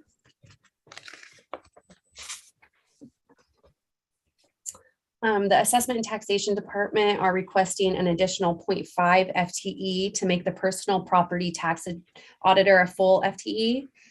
This, along with the COLA, merit, and employee benefit cost increasing, show $116,000 increase to personnel. Material and service stays status quo. Any questions? Commissioner Banks. Up. Oop, I'm still muted. Okay, here we go. Did we have an increase in job description or in basic, things that they're accountable for to lead to that FTE increase? I'll defer to Suzanne on this. So the personal property technician was a position that was only half-time the last several years, and it was also held by Serpa Duis. Serpa also did the property management for the department.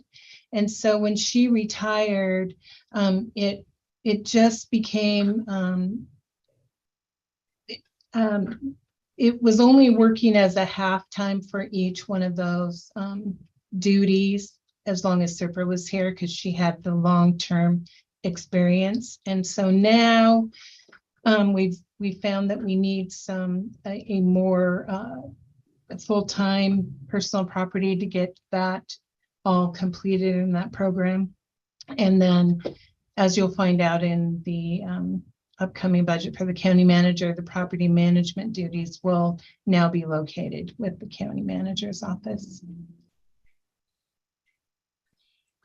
Okay, Gretchen. So with that, are they expecting any increase in revenue, or is it just because Serpa did such a good job that it takes two people to fill her slot?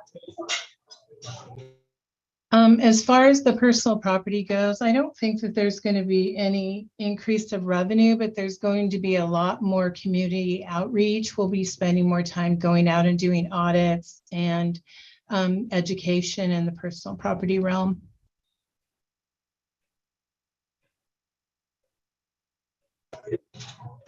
Okay, because I know she did a lot of that. I'm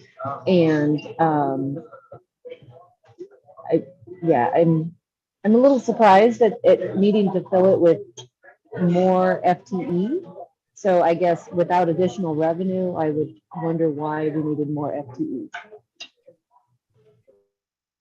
Personal property won't be the only thing that this technician will be doing. It will also be cross-trained to do the duties of the other property tax technicians within the department.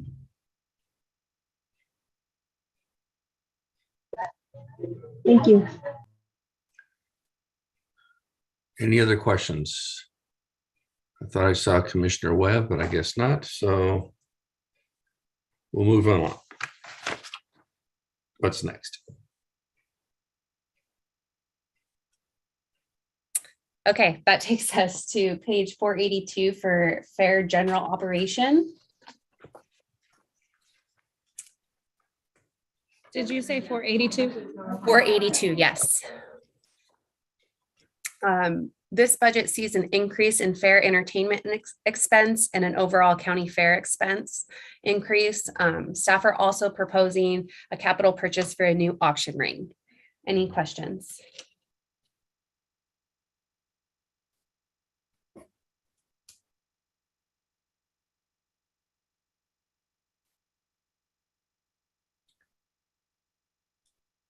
Sorry, Gretchen, you still have your hand up on your computer, or do you have a question? No, I'm sorry. I think that was from last time. Okay, I very good. apologize. I have to use my phone, set it down, and look at the book. So I apologize if you're staring at my nose sometimes. No problem. I'm missing people questioning because the minute I look down to review a budget figure, someone raises a hand, and if I don't look right back up in time, that's why some of you, I may not recognize you, because I'm actually looking at the numbers too. Okay, moving along. Okay, that moves us to the county manager's office, and we'll start with emergency management. And there was a typo on the agenda. This should be page 183.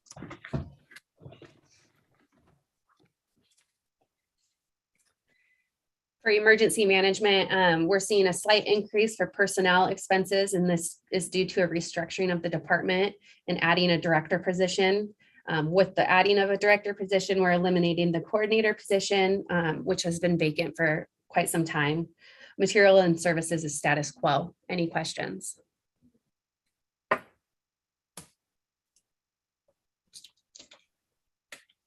No questions. Next. Okay, page 209. And I apologize, we're going to be jumping around quite a bit here now. Page 209 is the law library. Expenditures here have decreased by moving the law library into the 800 Exchange building, and it's being managed by the county manager's office. This also eliminated the staffing expense. Any questions?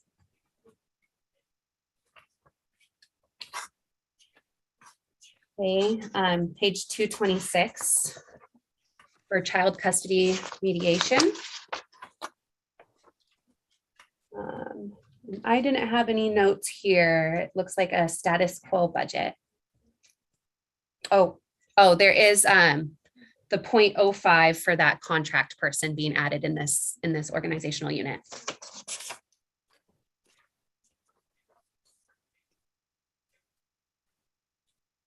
Courtney. Commissioner Banks. I'm still muted. My mute button is struggling. Anyhow, I was curious, you said that this is a contract position. So is it just for the year or is it here to stay? What is the plan? I apologize. That's when I said contract position, that is the position that the county manager's office is proposing, that contract position, staff person. So it's not a contractual service.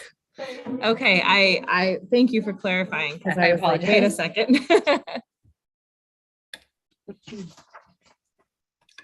No other questions? We can move along. Okay, we're going to move to page 310 under general government. And this is the discretionary revenue. Discretionary revenues are the primary source of funds over which the board has some options regarding the purposes and activities to which the funds are allocated. This organizational unit is within the general fund, and it's where the discretionary revenues are received. The primary source of discretionary revenues include property taxes, timber receipts, transient room tax collections, and indirect cost revenues. Any questions?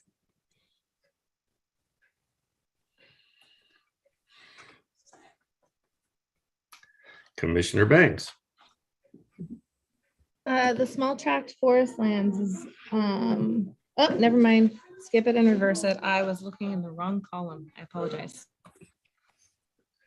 Okay, Budget Committee Member Allen.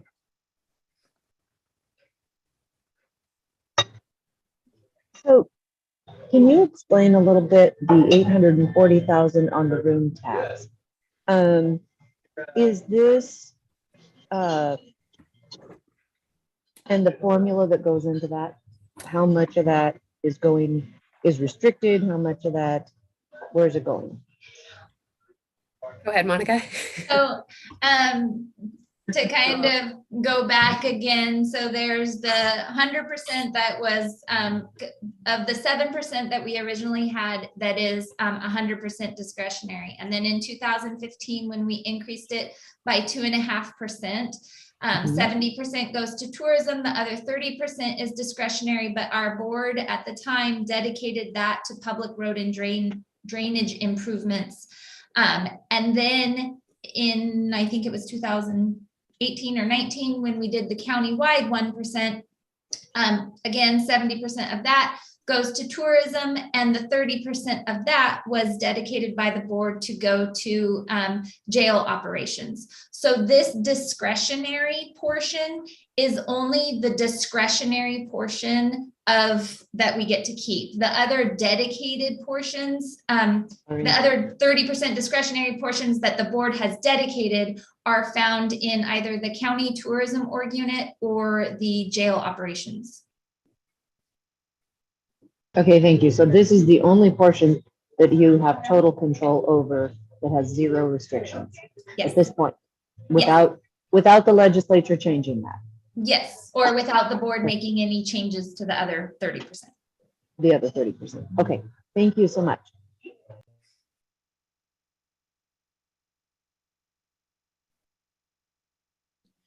I had a follow-up question. Yes, and- Courtney. Sorry, why is the proposed 58% higher than, like, why is the 2022, why is it so much higher? I'm just not noticing a trend that would equal such a spike. So based on our current year projections, which are higher than what we're budgeted, because we were still being relatively conservative when we were budgeting in 21-22, not knowing what all of the COVID restrictions were going to do. And so, so our estimate that we're proposing for 22-23 is based on our actuals to date in 21-22.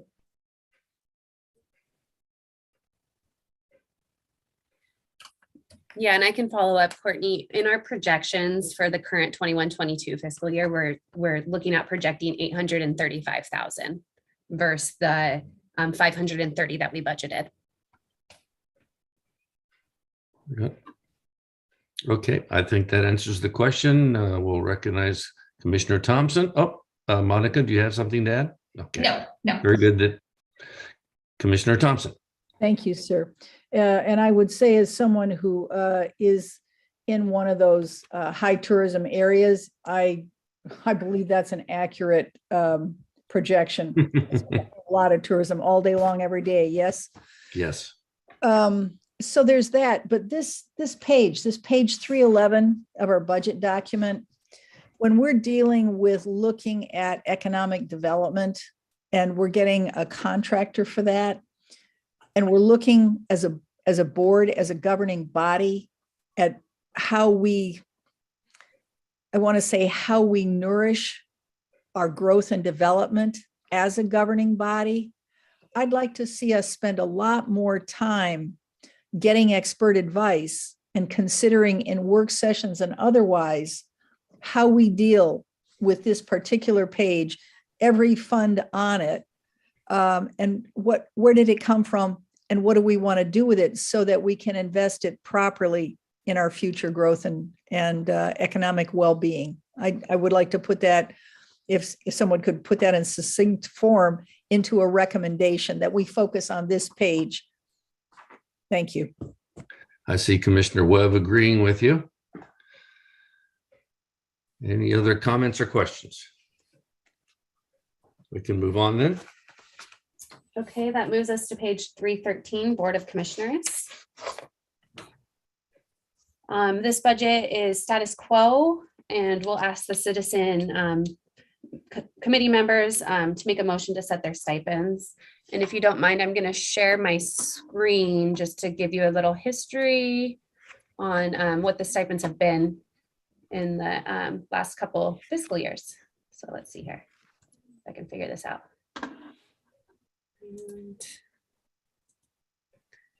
And as I'm looking at it now, it's very light. So I hope you can, do you see the right screen? Yes. And it's kind of hard to read though. And I apologize. So here's just a little history of the 1920 stipend, 2021 stipend, and 2022. So in the 2021, there was a concept that was brought to the board, I believe, to adjust it to two areas within the county, and that's listed here as an A1 and A2. A1 refers to the commissioner's primary residence being within 25 miles of the Boynton building. A2 refers to the primary residence of the board member being outside 25 miles. And then in addition to these stipends that are listed here, the designated board receives an additional $225 per month. So just to show you here, in 1920, the district commissioners were receiving $1,111.50. And in the following year, there was a review and that was increased by $66. And then in the 21-22 fiscal year, that amount was there, then again increased by $321.87. So let's see. And this just kind of gives you a look at it by percent. It was a 6% increase for 2021, and then 21-22, it was between a 23 and 27% for those two, the two areas, A1 and A2. And that is all I have on that. Any questions? These are monthly amounts we're talking? This is the monthly stipend. Monthly.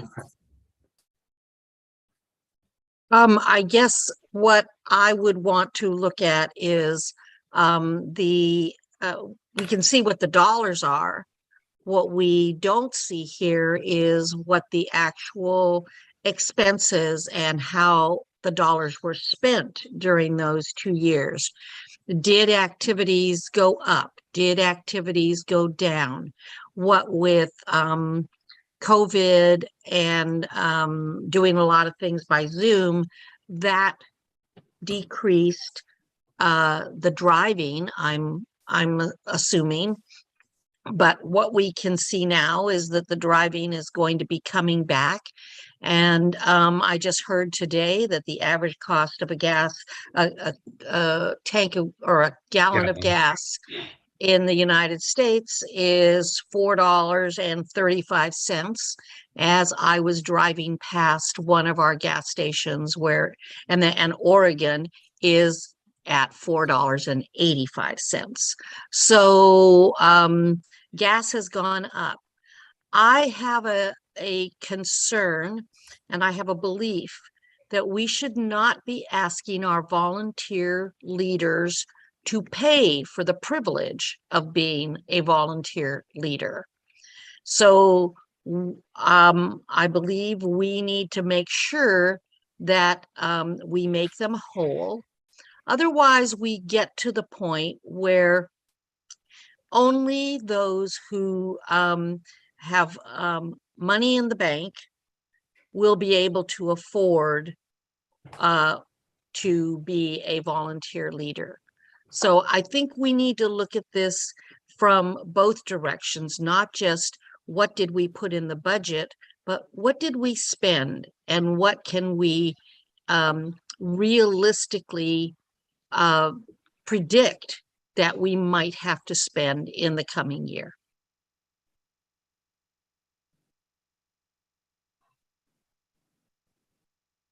Thank you, Tina. Any comments or discussion? Any questions? Let me ask just one question. I don't know if there was a statement. What is the stipend supposed to cover? Is it a general amount? Is it supposed to be really to the penny to what the actual expenses of a commissioner are? But we can maybe defer this. I'd like to recognize the question from Budget Committee Member Allen. Yeah, are they reimbursed at a standard mileage rate for miles that they drive? So, go ahead, Monica. Go ahead. The stipend, to kind of address both yours and Mr. Brown's question, the stipend is for in-county travel for the work that's being done in county. When travel is done outside of the county, there is the standard mileage reimbursement rate.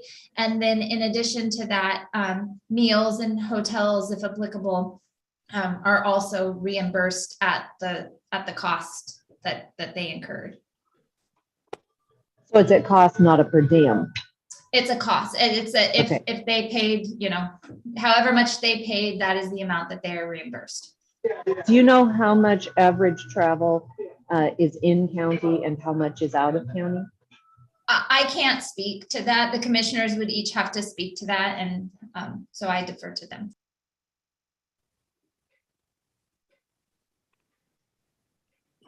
Thank you. Okay, Commissioner Banks. Oh, I could answer Gretchen's question just for me personally, not a whole lot right now. Not a whole lot of in-county travel, just because everything is occurring via Zoom. I'd sure like to be able to be meeting in person though. And then just in reflection of a comment earlier, I have a full-time job outside of being a commissioner. And so like, I guess the phrase was use money in the bank. Like, I'm working, so I'm not worried, I guess is the best way to describe that statement or answer that statement. I guess to the out of county travel, just for those who don't know, the standard mileage rate does fluctuate. And as fuel costs increase, the IRS will increase that. Sometimes they do it mid-year. It is for repairs on a vehicle, depreciation on a vehicle, and any fuel costs. So they kind of issue a rate every year. They have changed it mid-year. The only thing the standard mileage rate does not take into account is interest on a vehicle. Okay, who's next? Commissioner Bangs, are you still have your hand up?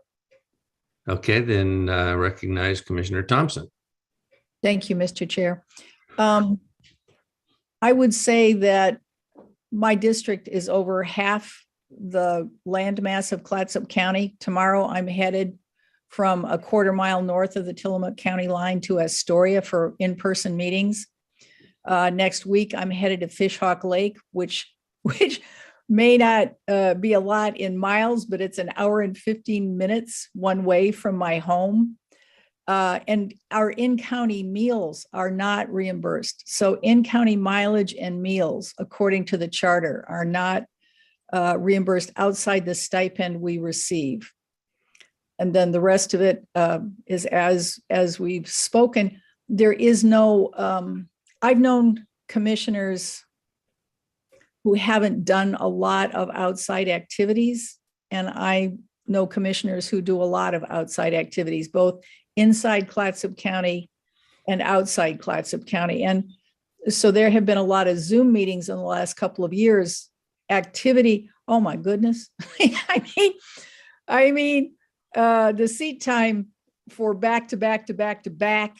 Yes, Commissioner Bangs is nodding. I'm sure my colleagues understand this. So that's all I have to say. Thank you. Budget Committee Member Ozer. Okay, so I'm also really trying to understand what the stipend covers. So it is for out-of-pocket expenses in county. Is that if that's accurate? It's not for time spent, and it's meant to be an estimate, sort of an average estimate of what an average commissioner would spend for gas, for automobile and meals and that sort of thing, to so that the commissioners don't have to spend keep track of every mile they drive and every dollar they spend on food. If that's, is that, first off, I just want to understand, is that accurate?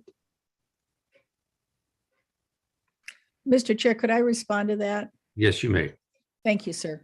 When County Manager Boone took office, I talked to him about the travel I was doing inside Clatsop County. I told him I was driving between 500 and 1,000 or more miles every single month. He said, "Can you document that?" And I ripped the pages off my tablet and handed them over. And it was usually, I think the average was something like 800 miles a month. And I didn't even track the meals because I knew I wasn't going to get them reimbursed anyway. So why bother? And keeping track of small pieces of paper is not my strong point.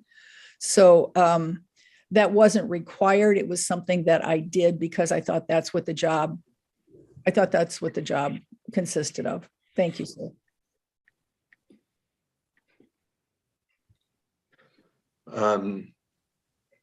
So if you travel 800 miles and you get, let's say, 20 miles to the gallon, that means you are using 40 gallons of gas. And as Gretchen said, it goes up every year, and it also the automobile reimbursement includes the sort of general wear and tear on the automobile. But if, and I'm not saying that commissioners shouldn't, I mean, commissioners do take a lot of time and they do a lot of hard work, but if the stipend is only intended to cover out-of-pocket costs, then it seems to me that at $1,500 a month, it's doing that, and I don't particularly see a reason for an increase. I'm obviously willing to be persuaded otherwise if somebody has some good reasons or data to demonstrate that it's too low, but it doesn't, on the surface, it doesn't strike me that way. So may I speak just a little bit on that? Yes, Gretchen. Okay, so the standard mileage rate for 2022 currently is 58.5 cents per mile. If you're going 800 miles, the county, if it was out of county, would have reimbursed you $468. So the stipend, sorry, was it around 1,500? Probably is covering that. And so then you would have room for meals, maybe some computer expenses, internet, additional internet. Some of the rural areas, you have to boost your internet. I know at my house I do. So I kind of agree with Dave that it's probably covering it. Commissioner Banks. And just to speak to internet and those type of things, the county provides us with internet boosters. I have one at my home, just for that reason that, you know, I can't quite connect. So granted, I'm a baby commissioner in my opinion, so I have no experience outside of COVID. COVID's been super. I would love to actually get in my car and go somewhere because, you know, sitting in my chair and looking at the Brady Bunch has been really frustrating. But, you know, I look forward to being able to drive. So Leanne, are you saying 800 is during COVID, or since you've been a commissioner more than one term, is that normal for you non-COVID? It's hard to put specifics to it because, I mean, this has been a time like no other. And I've had to leave my home because the internet was out, the electricity was out. If I couldn't have power here, which it goes out on a, I don't want to trash my electricity provider. I don't want to trash my internet provider, but you know what? There were a lot of times when I had to get in my car and drive to my husband's house so I could get on the internet to be attending a meeting. I quit tracking all that stuff because I thought this is only a CPA would ask me a question like that. And so I just, you know. So how far is your husband's house? Where is your husband's house? I guess it was I'm trying to track. It was Corvallis. Corvallis. Yeah. Okay. Now it's in a different place, but I was going to Corvallis, so I had a place where I could be in those COVID meetings on the internet, and I just did it. Whatever the job required, I just did it. I didn't count for it. I expected to lose money. It was part of the game. I knew I was giving my time. There are other ways that I have contributed toward my job performance that have not been reimbursed. I did it after I retired because I could afford to. David, I still see your hand up on your screen. Do you still have a question? You know, it strikes me as though that there are, based on geography, there are some commissioners that just have a further distance to go. They'll be driving more, and that's one of the reasons why a direct reimbursement system is in some ways preferential, because then it recognizes the actual expenses. But I recognize it's also an administrative burden or personal burden to track these things. I did expense reports for quite a number of years. And I think I missed out one or two because they said if you don't turn it in within 4 months of when it had occurred, you forfeit it. And I think I forfeited it a while because it just was the lower priority. So I don't know. Obviously, I don't think we're going to go to a greater use of reimbursement. So I will, after this discussion, I will entertain a motion to set the stipend at the current level at 1,500, or to increase it by 5%, 10%, whatever a committee member thinks is appropriate. Either Jennifer or Monica, do you have any, from an accounting standpoint, do you see, or can you say that the increase in fuel costs, and they're probably not going to get better for the year, would this warrant, or could this be a part of an argument to increase the stipend? I can't make that comment. Okay. So then it's up to us. Gretchen, oh, I'm sorry, Tita. So I think, first in line. Yes. This is the kind of conversation that I think needs to be had at every budget meeting, and looking at how are we reimbursing, how are we creating our stipends, because these are volunteer positions, and that's why this is a stipend, not a salary. And the big differences that are between whether you're driving or whether you're doing your work within county or you're attending meetings outside of county, that's another difference. And then the difference in how far does any commissioner's home, how far are they from the county seat and the county administration building, where they now would be coming to attend meetings and to do the county's work. So this kind of discussion is profitable because we need to think about it every single year, and we need to think about all of the different aspects of this. I think in our current budget, and what we've done since last year, is that we have the base stipend, and then we have an additional amount depending on where someone lives. Am I correct, Jennifer? Yes, and that's when I had the slides up there, the A1, Area 1, and the Area 2. So there is an increase for those that reside in Area 2.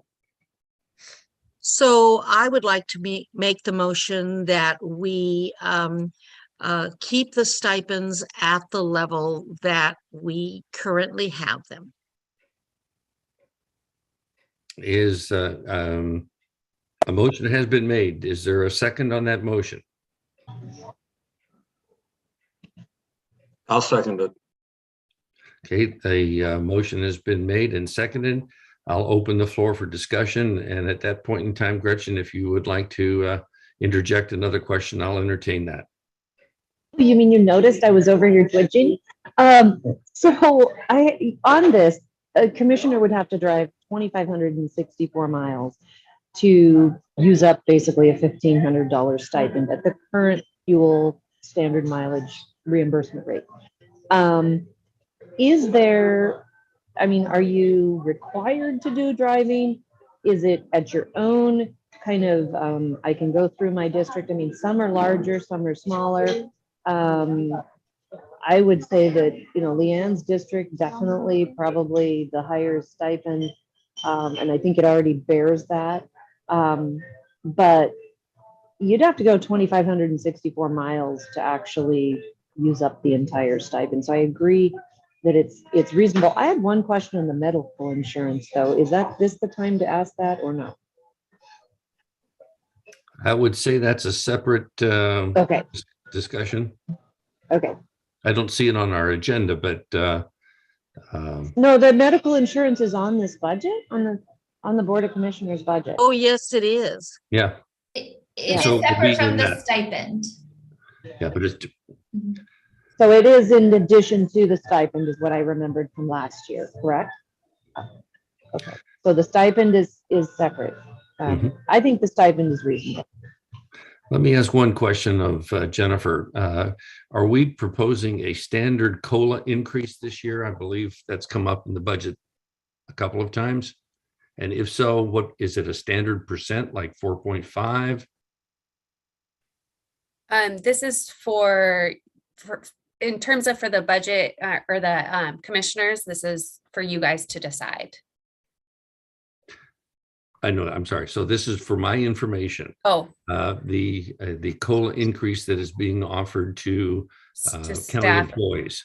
We are projecting a 4.5 COLA, Okay. yes. Is that included in the stipend increase? Is that an increase from last year's stipend?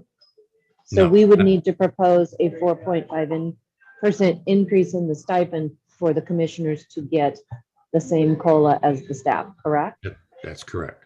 Okay, And that was where I was going. If we had good data to say that just sheer cost of living was going up 4.5%, and we felt we needed to adjust our employees, maybe that would be one justification for rationalizing an increase of 4.5% to the stipend.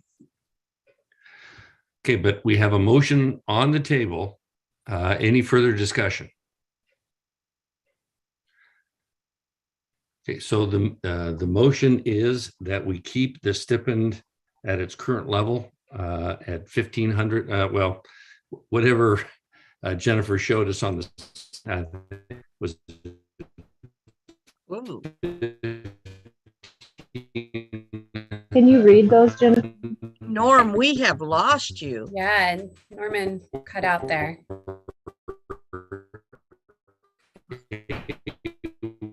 He's making music. I'm gonna mute him if I can. So I'll just take over as vice chair. How's that? Could you put up that Teresa, can you mute Norm? Yes, I'll share my screen. Me too. To show this again. Sure. Can you see it? Yes. So we've got commissioners in area 1 at $1,500, and then commissioners in area 2 at $1,698.87. And then in addition to that, the board chair receives an additional $225. So that is what the motion on the table would maintain, is that rate of a stipend. What is And I the $321 next to it? That's showing That the just- increase from the prior year.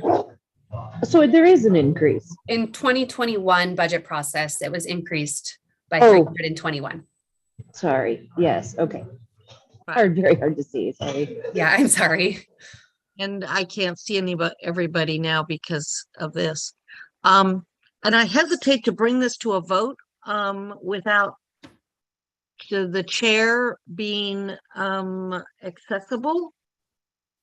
If could we take the shared screen off? With the shared screen, I can't see everybody. Okay. And Norm, could you raise your hand at least? We can't see your picture. And is there any more discussion then? Where is, I can't see Norm. He must have left. See Norm. He's not in the meeting at this time. Okay, so he must have left to come back. He probably will be rejoining us. All right. can we, because I hesitate to do this without him, even though we have a quorum, can we skip to the, I know, how about if we take a 5-minute break? And that gives Norm time to get back to us. Is that okay with everybody? Okay, that's what we'll do. It's 3:23 now. Let's make it. Okay, great.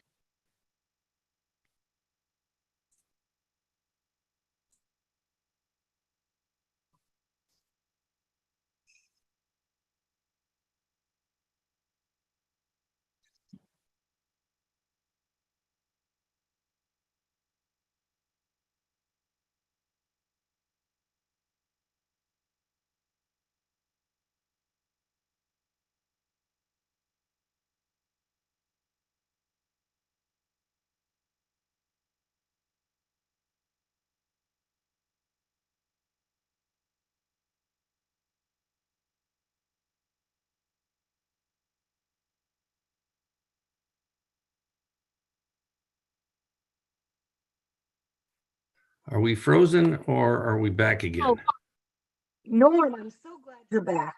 Oh, sorry, I had to reboot my router. YT, Okay. going to call you in to take over? I called a 5-minute break in order to give you time to get back to us. I think Okay. we are going to be ready to vote, and the 5-minute break should be over around 3:27. Okay, and so let's see here. The motion on the table is status quo stipend. Correct. Okay.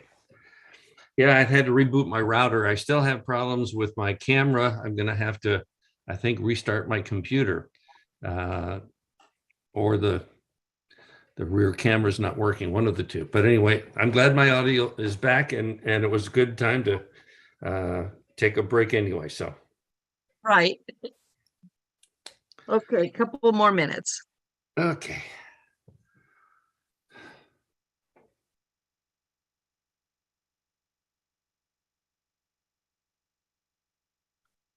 Funny, we're just talking about internets and internet boost, and just a time for another technical problem to happen. Of course. And your voice started like making music. It was so stretched out. It was very interesting. Well, so I have a melodious voice. Why, thank you. Yes.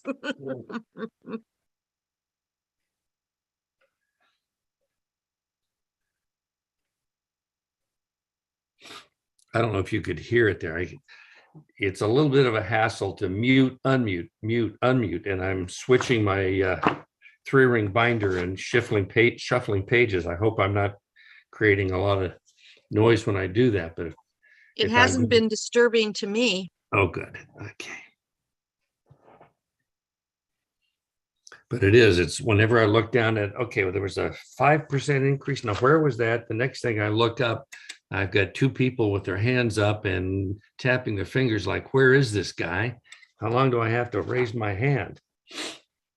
So I just want to say something. The stipend is for both mileage and meals. Right. So to characterize it as only for mileage is inaccurate. So the figures that Ms. Allen had come up with, that we were really looking at, if that was to be used only for mileage, this is what it would be. Right. So mileage and meals. Yeah, I was given it for comparison too of the 800 miles that Leanne said she's driven. Plus, I mean, I understand it is for meals. I don't know if we can have a discussion now, but I do understand that 2,500 miles. Yeah, and I do have some additional discussion when everybody's back on. Yeah, yeah, that'd be great to wait until the entire budget committee's on. How can we supporting, just FYI. Yeah, I see people starting to come back. We're still waiting for David. And Norm, you've done wonderful. I apologize for, the taps behind me. I am literally waiting. We're headed over to the airport as soon as we're done here.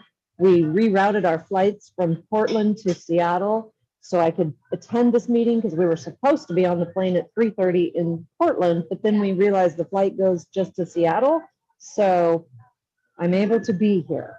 Are you going to be able to attend tomorrow's meeting if we have to extend into tomorrow? Yes, I will. Yes. Okay, good. I've arranged for that also if needed. We were moving along. So pretty where are quickly. you, Gretchen? Well, I'm in Seattle right now. Oh, okay. And I was supposed to be getting on a plane in Portland at 3:30. We planned this trip prior to the schedule coming out, the after tax season trip.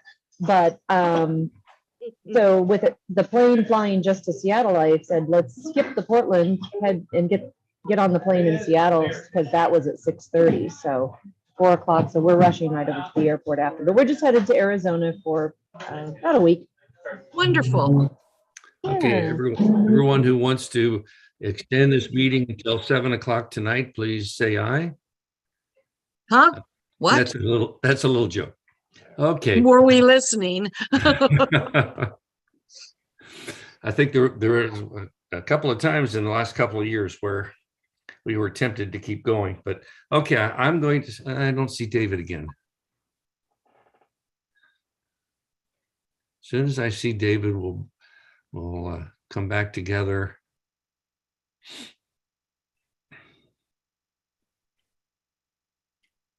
Mr. Chair, will you put on the record that I added the piece of information that the stipend was for meals as well as mileage so that the record is accurate, please? So noted. Thank you, sir. And David's now loaded up.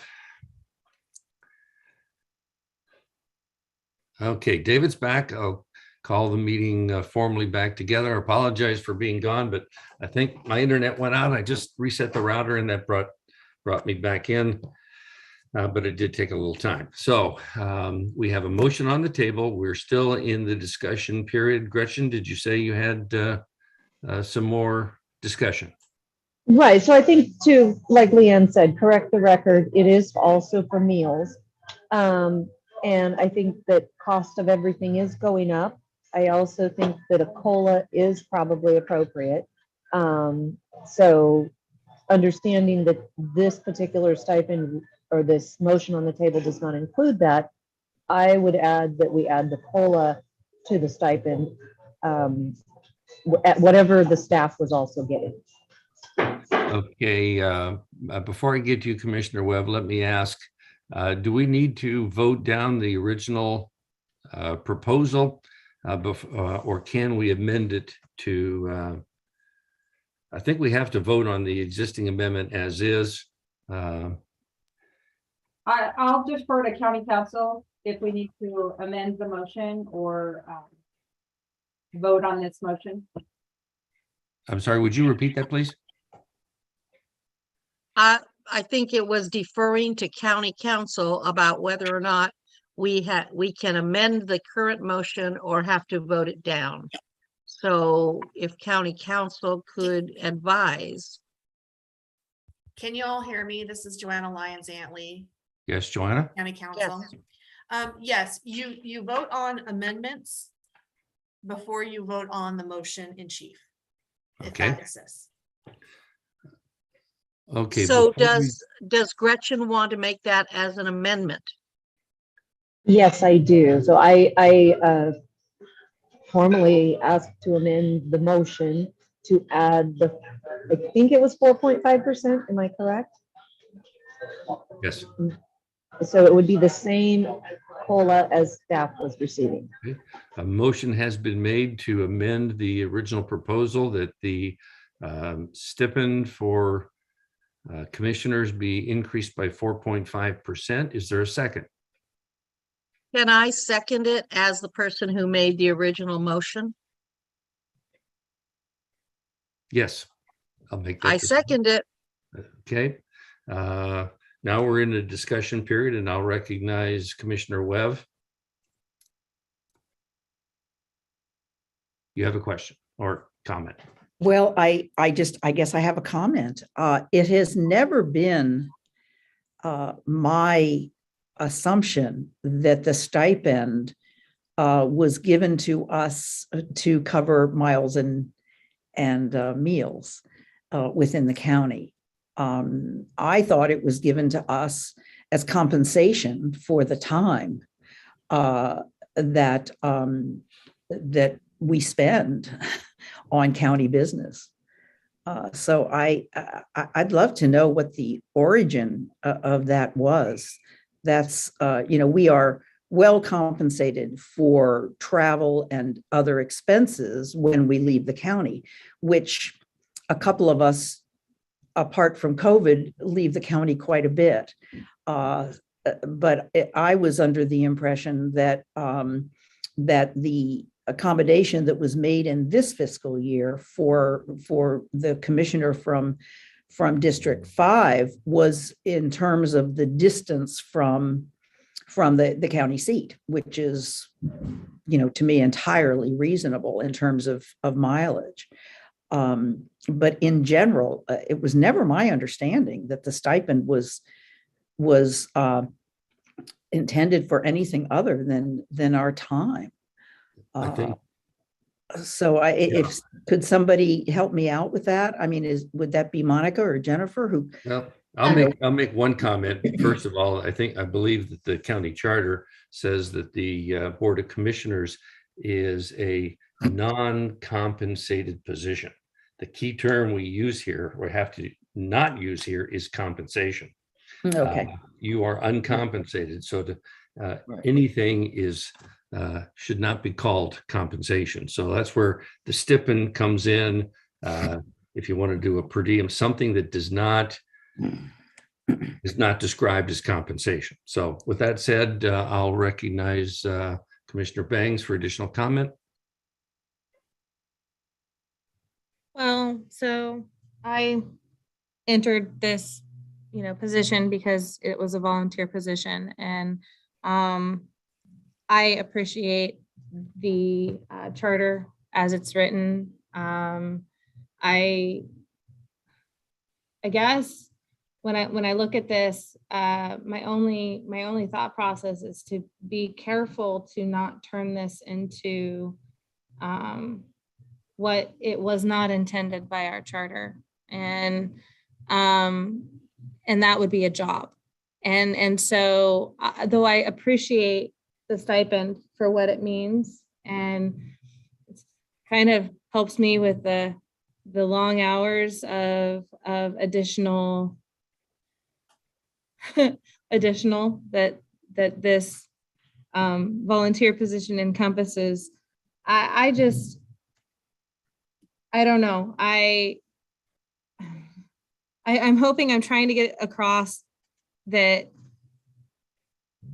it would be skating towards less of a stipend and more of a salary. And I'm just presenting my thought process on it. So thank you. Understood. Budget Member Montero. Yes, the purpose of the stipend is certainly not to be confused with a salary or even reimbursement, but it is, in my mind, has always been to defray the expenses incurred by a commissioner while doing the duties of the commissioner in county. So it's a defraying of expenses. It's not necessarily a penny for penny or dollar for dollar reimbursement. I am surprised and not completely comfortable with the use of a phrase that we add on a COLA to the stipend.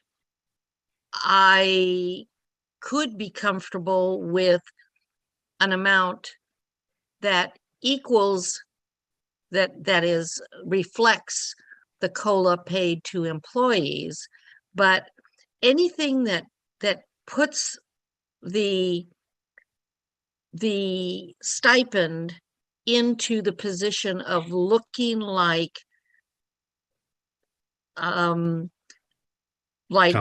county salary or county employee reimbursement as an employee salary makes me uncomfortable, because what we're really talking about is a stipend that is meant to defray the expenses incurred by a commissioner, a volunteer commissioner. I'll agree with that. And I think that using the COLA, and we should potentially not use the term, but that is a figure that was generated to say that costs have increased by that much. So it really is a reflection of cost. So I understand what you're saying, but we don't have to use the 4.5%. It's just saying that, as a county, we've recognized that costs have increased, period. Okay. Gretchen, Can I you're say- next in line. Yeah. So I agree with that, Tita, and I'm glad you brought that up, because it is inappropriate to call it a COLA, because it is more of a reimbursement. I had thought, well, 4.5%, I would say cost of meals has increased more than that. And that's kind of why I thought, well, cost of whatever you're doing is more expensive. The IRS also does not always respond very fast to increases in fuel cost.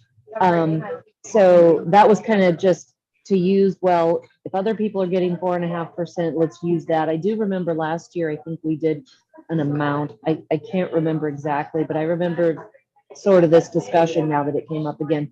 So I don't know if I retract that or say, it would be 4.5% to defray costs because of inflation, and leave it at 4.5% because that is what other people are receiving, and inflation is much higher than 4.5% at this point, I think. And I feel the standard mileage rate, based on what we're seeing, is low, considering last year it was 57 cents, I think. So it has not caught up yet with where we're at on fuel prices, in my opinion. Thank you, Member Allen. Commissioner Banks. I think everybody has had some very valid input in this discussion, and I actually appreciate the discussion for what it is. I would just, I circle back to the fact that we are a charter home rule county, and because we are a charter home rule county, our constituents decided that this is how they wanted their government to be set up, was as a volunteer position for the commission. And I hesitate to kind of skate anywhere closer to possibly making this look like a potential salaried position, just because at that point, it opens us up to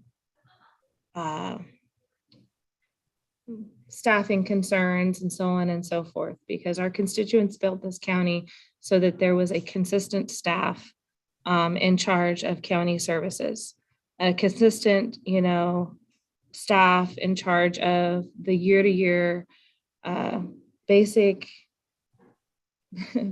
success of our county. And I fear that if that changes, that we lose that consistency every 2 to 4 years, and we start fluctuating in other areas of our community. And so I'm just, I don't know, I wouldn't say no to more money, but honestly, it's a hard conversation, because I don't feel like I feel like I need to firmly just focus on sharing what our charter is, the purpose of it is. So anyhow, thank you. Member Montero. And I'm not going to disagree with anything that Commissioner Bangs has said. However, I don't believe that the citizens of this county expect our volunteer commissioners to do their jobs for free. And volunteer usually implies that there is no form of defrayment of costs. Volunteer usually means that I, as a volunteer, am going to cover all the costs of that volunteer position regardless. I don't believe that that's what the citizenry of our county wants. And that's why there is a stipend to assist in defraying the costs that the volunteer incurs in doing the county's work. So that's why I'm uncomfortable saying using the COLA. But if we want to increase this, because there is, we predict an increase in the cost of living for everything, for everybody, then I would say what we do is we decide on a percentage, we apply that percentage, and then we simply indicate that gross amount in the budget. Thank you. I agree with that. There's somewhat of a corollary at the state level. I think one of the objectives of the stipend would be that it would eliminate or reduce barriers to service.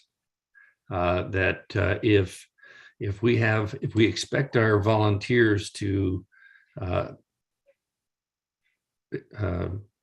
expend a lot of money, then we're only going to get volunteers that can do that. So I think that the concept of a stipend to reduce barriers to service is a good baseline. David, you have additional comments?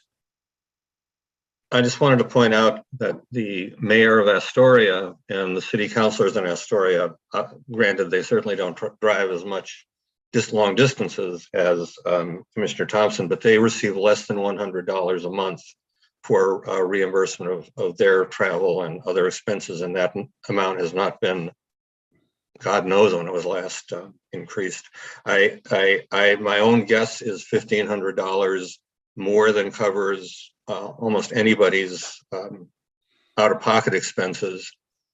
So, I mean, we're not talking about a lot of money. It's not that big a deal, but I'm not in favor of any increase at all. Gretchen, additional comments? Yeah, so I guess what I'm going to say now after all that, I kind of was not, I'm glad for the discussion because I was unclear. I did think there might be a component of time in there. Wasn't quite sure, but hearing this, I agree. And I'm going to actually, can I pull back my motion to have the percentage increase? And I think we go back to the original motion, that it's just as it is and don't increase it at all. I believe you can withdraw your motion if anyone. I'll withdraw it. It has not been voted on, actually. So I'll recognize that Gretchen has withdrawn her motion for a 4.5% increase to the stipend, which takes us back to the original motion that has been seconded. David, would you like to restate your motion? I would move that the stipends as they were set in the prior budget year be continued at the same amounts in the current budget year. That's the motion that's on the table, has been seconded. Is there any additional discussion? I'll call for the vote then. All members in favor of that motion? Gretchen, do you have? Aye. Aye. It's a Aye. aye for me. Aye. Danelle? Yep. Any, Aye. I didn't see that. Okay, that's Danelle. Are there any opposed? I'll consider that a unanimous approval. Motion carries to remain or to keep the level of stipend the same as the previous budget year. Can I confirm who was that? Tita that made the original motion that we're going with now, and David seconded that? Is that correct? I believe that is correct. I'm sorry. Okay, I thought David, you were. Thank you. mentioning- That's what I just wanted to make note of that. That's For okay. our records. Thanks. Is that your understanding, David? Yeah, whatever. Yeah. We've gone through a few. Okay, so let the record show that Tita Montero made that motion and David Osser seconded it, and it was voted upon, and the approval was unanimous. Okay, again, correct me if I'm wrong, but I believe we've come to a point in our agenda where we are entertaining comments from the public. This is an opportunity for anyone to give a 5-minute commentary about the budget. And I can, I will entertain that at this point in time. Is that? Norman, I'll interrupt you. Actually, the script that was sent out may be kind of confusing, but that will happen when we get, when we finish up the departmental budgets. We'll ask for comment from the public, Okay. but not right at this time. I see. Yes, I was just going from step 2 to step 3. I recognize. I also think that recall that there was someone who wanted to discuss the benefit of health insurance being provided to the commissioners. Wasn't there someone who had a question on that? Yes, I believe we will review that during the county manager's budget. Is that? No? No, I think it's on this budget. It's on the commissioners. It's on the county commissioner's budget. Oh, okay. Yep. So it's it's more of a clarification. It's medical insurance of 13,000, requested 580. So is somebody taking that right now? Is that, what is that? At this time, no, commissioners are taking the health insurance. So we just plug an amount in there because we don't know. Are you saying there are no users at this time? Correct. Okay. Can So the we benefit get is rid all. of that? Is there a way we can get rid of that? Oh. Okay, Gretchen, I'm sorry. I see your hand come up first. Tita will get to you next. Gretchen? So is that something that we as a budget committee can take out?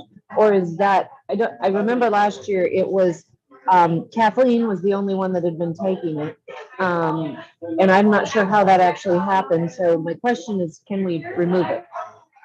Yeah, if you guys would prefer we remove that from the requested budget, that is your decision. And then if there was commissioners that do end up taking medical benefits, we would have to do a budget adjustment in the future. So we can't actually adjust that they can take it or not. That's not up to us. Okay, perfect. Okay. Tita. Okay, so I'm going to say I don't understand why it's in the budget for the city or for the county to provide health benefits to a county commissioner with the discussion we just had, where the stipend is to defray costs. And if we in fact are providing health insurance to a county commissioner, we are in fact rubbing right up against what we do for a salaried employee. So I don't understand why we do it one way for the stipend, but we actually would pay for health insurance as a salaried item. Gretchen, your hand's still up. Do you have comments? Okay. No, sorry. Yep. I'm trying to remember the So conversation would you last like year. me to speak to that, or Commissioner Yes, if Thompson, you, did you want to make a comment? Commissioner Thompson has her hand up. Okay, Commissioner Thompson. I think the assistant county manager will probably have a less emotional description of this dynamic than I will, so I'll defer to her. Okay, Monica. So should the board choose to vote and allow commissioners to have health insurance available to them, that is an option through CIS, who is our insurance company for health insurance. It is a decision of the board. Commissioner Banks. I thought I was told last year that we had to have this line item on our budget, but maybe I'm remembering incorrectly, because I brought up last year that if as a county volunteer, we're getting it, does that make it available to all county volunteers across the county? But I don't know. I was just told, I thought I was told last year that it was a required line item because it was brought up last year. No, it is not available to all county volunteers. It is available because this was looked into several years back when our county council was a contracted employee. It is available to our county board of commissioners as volunteers, and it is available should we have a contracted county council. It is available to them as well, should the board choose to vote to have it.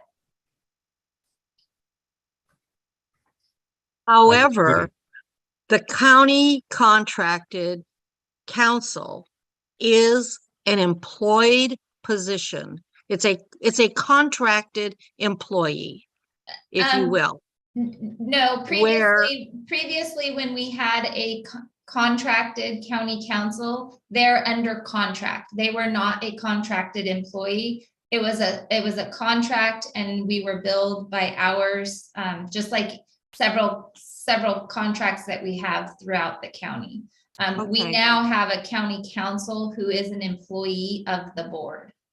Okay, so in the old methodology, it was a contracted position. To go back to what Commissioner Bangs has said, and that is that our charter sees the county commissioners as volunteers, not as contracted positions, not as employees, but as volunteers. And if the county does not provide the opportunity to participate in the county's health benefit program to all volunteers, then it should not be providing that opportunity to only the class of volunteers called commissioners. So again, how do we justify saying that these county commissioners are volunteers, and yet we're giving them benefits that are provided only to contractors and paid staff? Monica, can you remember the argument? I believe you proposed it to the budget committee as to why we would take this up as a possibility. It is not open to all volunteers because it is established by CIS. Okay, but why did we entertain this proposal in the first place? Commissioner Webb would like to make a comment. I remember when the board considered this issue. I wasn't on the board at the time, but if we went back through the minutes, I'm sure we would remember that this was added to the budget because we were trying, or they were trying to encourage people without full-time benefit benefited positions to come to run for the county commission. We happen to, at the moment, we have 2 commissioners who are old enough to receive Medicare. But without that, and trust me, I wish that all the money I spend every month supplementing my Medicare coverage, I would love to have the county cover that for me. But that wasn't the original intent. The intent was to encourage younger people who were not in positions where they had health benefits to give them some healthcare coverage. And that was the intention, was to encourage younger, not fully employed people to run for the county commission. I remember something like that. Yes. Member Allen. So I'll make a comment here as a tax preparer. Health insurance is easier to get, especially since Biden removed the penalties that were actually in place that had that cliff of 400% of poverty. So there is not that impediment like there used to be. And I prepare those tax returns for people who get the ACA healthcare. I can't believe I can't remember the name of it. It's that credit that you get to help provide the health insurance. It's greater than ever. So I would say that this is probably something the county doesn't need to expend, based upon more businesses are actually providing health insurance because of the benefits under the 2017 Tax Act that actually was brought in by President Trump. So and then of course with Biden lifting that cliff of 400,000 that made people pay that whole credit back, that's no longer an issue. And that's not something to do with COVID. It came in with COVID, one of the COVID bills, but people can apply for that health insurance through the marketplace, and it's very affordable. So I think this, I don't know if we as a budget committee can recommend to the commissioners that this be removed, because providing health insurance and having this in here could actually disqualify somebody from marketplace insurance, and that could actually be an impediment to them. So you would actually, at this point, detract people from actually coming to the commission because they might lose their marketplace health insurance because you're offering it. Okay, thank you. Jennifer or Monica, could you refresh my memory? Did you say no commissioner at this time is asking for this benefit coverage? That is correct. Okay, so we wouldn't be hurting someone if we did do that. Can either you or Monica tell us whether there's a problem with entertaining a motion to remove that as a option for commissioners? You as a committee cannot. The board would have to make that decision to remove it. You as a budget committee could request that we do not budget for the expense in the current fiscal year. However, if the board wants to keep the medical insurance and someone does take the insurance, then we would need to do a budget adjustment later on. But we could recommend. Okay, right. Let me step back here. Maybe we can bring this back together, but first I want to entertain comments or questions from David. Yeah, I all I can say is that over many years, I have been on any number of boards, for-profit, nonprofit, governmental. I have never been on a board where it even occurred to anyone that the board members should be offered health insurance. So I would certainly be happy to make a motion that this line item be zeroed out in the budget. Okay, I'll I'm not second that. considering that as a motion yet, but we have some additional comments. Jennifer, are you thinking? Okay, so, Tita? I do believe that we have the ability as the budget committee to recommend to the Board of Commissioners that they remove this from the budget and from future consideration. I think as the only thing we can do is we can zero this out in the current budget and then make the recommendation to remove it completely to the Board of Commissioners. Okay, I believe we have a board's commissioners, I'm sorry. When this happened, I think our last public meeting at the Boynton Building. So it was like maybe it was 4 years ago, maybe not. My recollection was that this entity, this budget committee, made the decision. And we did not make a recommendation to the board and they had to act on it. We acted on it. Am I incorrect in that? I don't believe the budget committee could authorize this for the commissioners. I think the commissioners had to authorize the health insurance. Monica, do you think that's accurate? So the Board of Commissioners have an RNO, a resolution in order to authorize them to have insurance, because again, it's something that the city county insurance allows. What the budget committee can do at this time is make a recommendation to zero out that line item. Should there be a board member when open enrollment comes in October that decides that they want to be able to have this available to them, and the board still wants to recognize the resolution in order, then they would make a budget adjustment as Jennifer has proposed to add the expense back into the Board of Commissioners budget. Okay. There's something I'm not understanding here. Monica, you said that the commissioners did or did not put this into place. There was a resolution in order signed back when I believe it was Commissioner Sullivan took the insurance. And so because it is available to them through CIS, if the board as a body chooses to go that direction.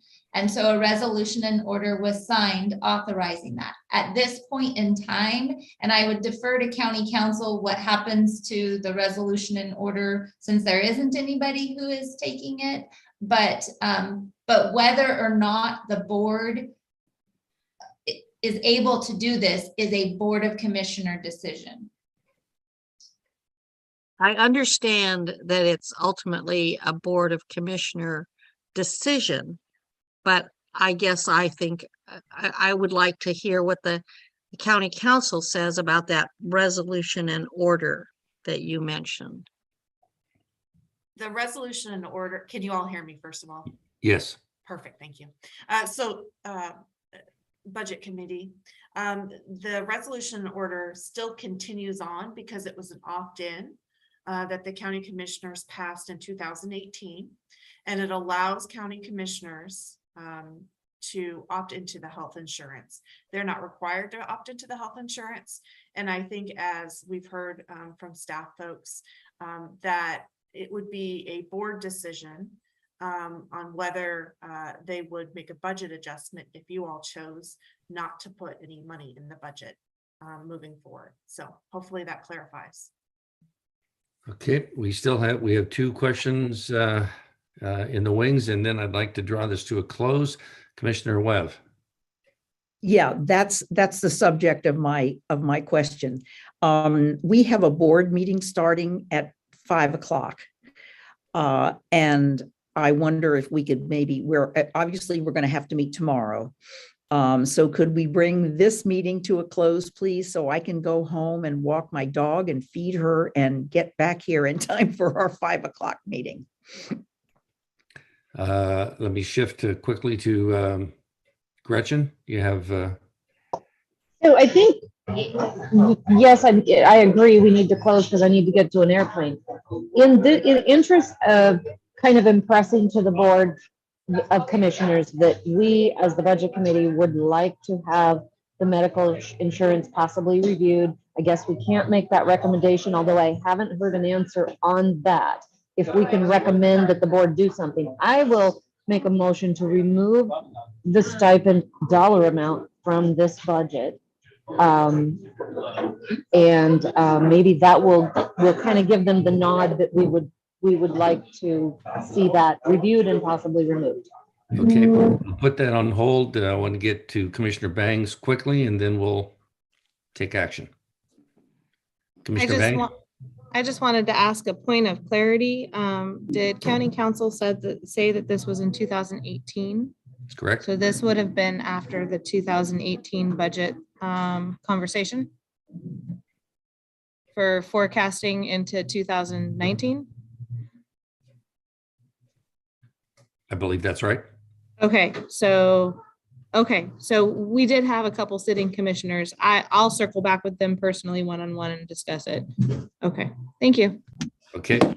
Do we still have a motion on the table to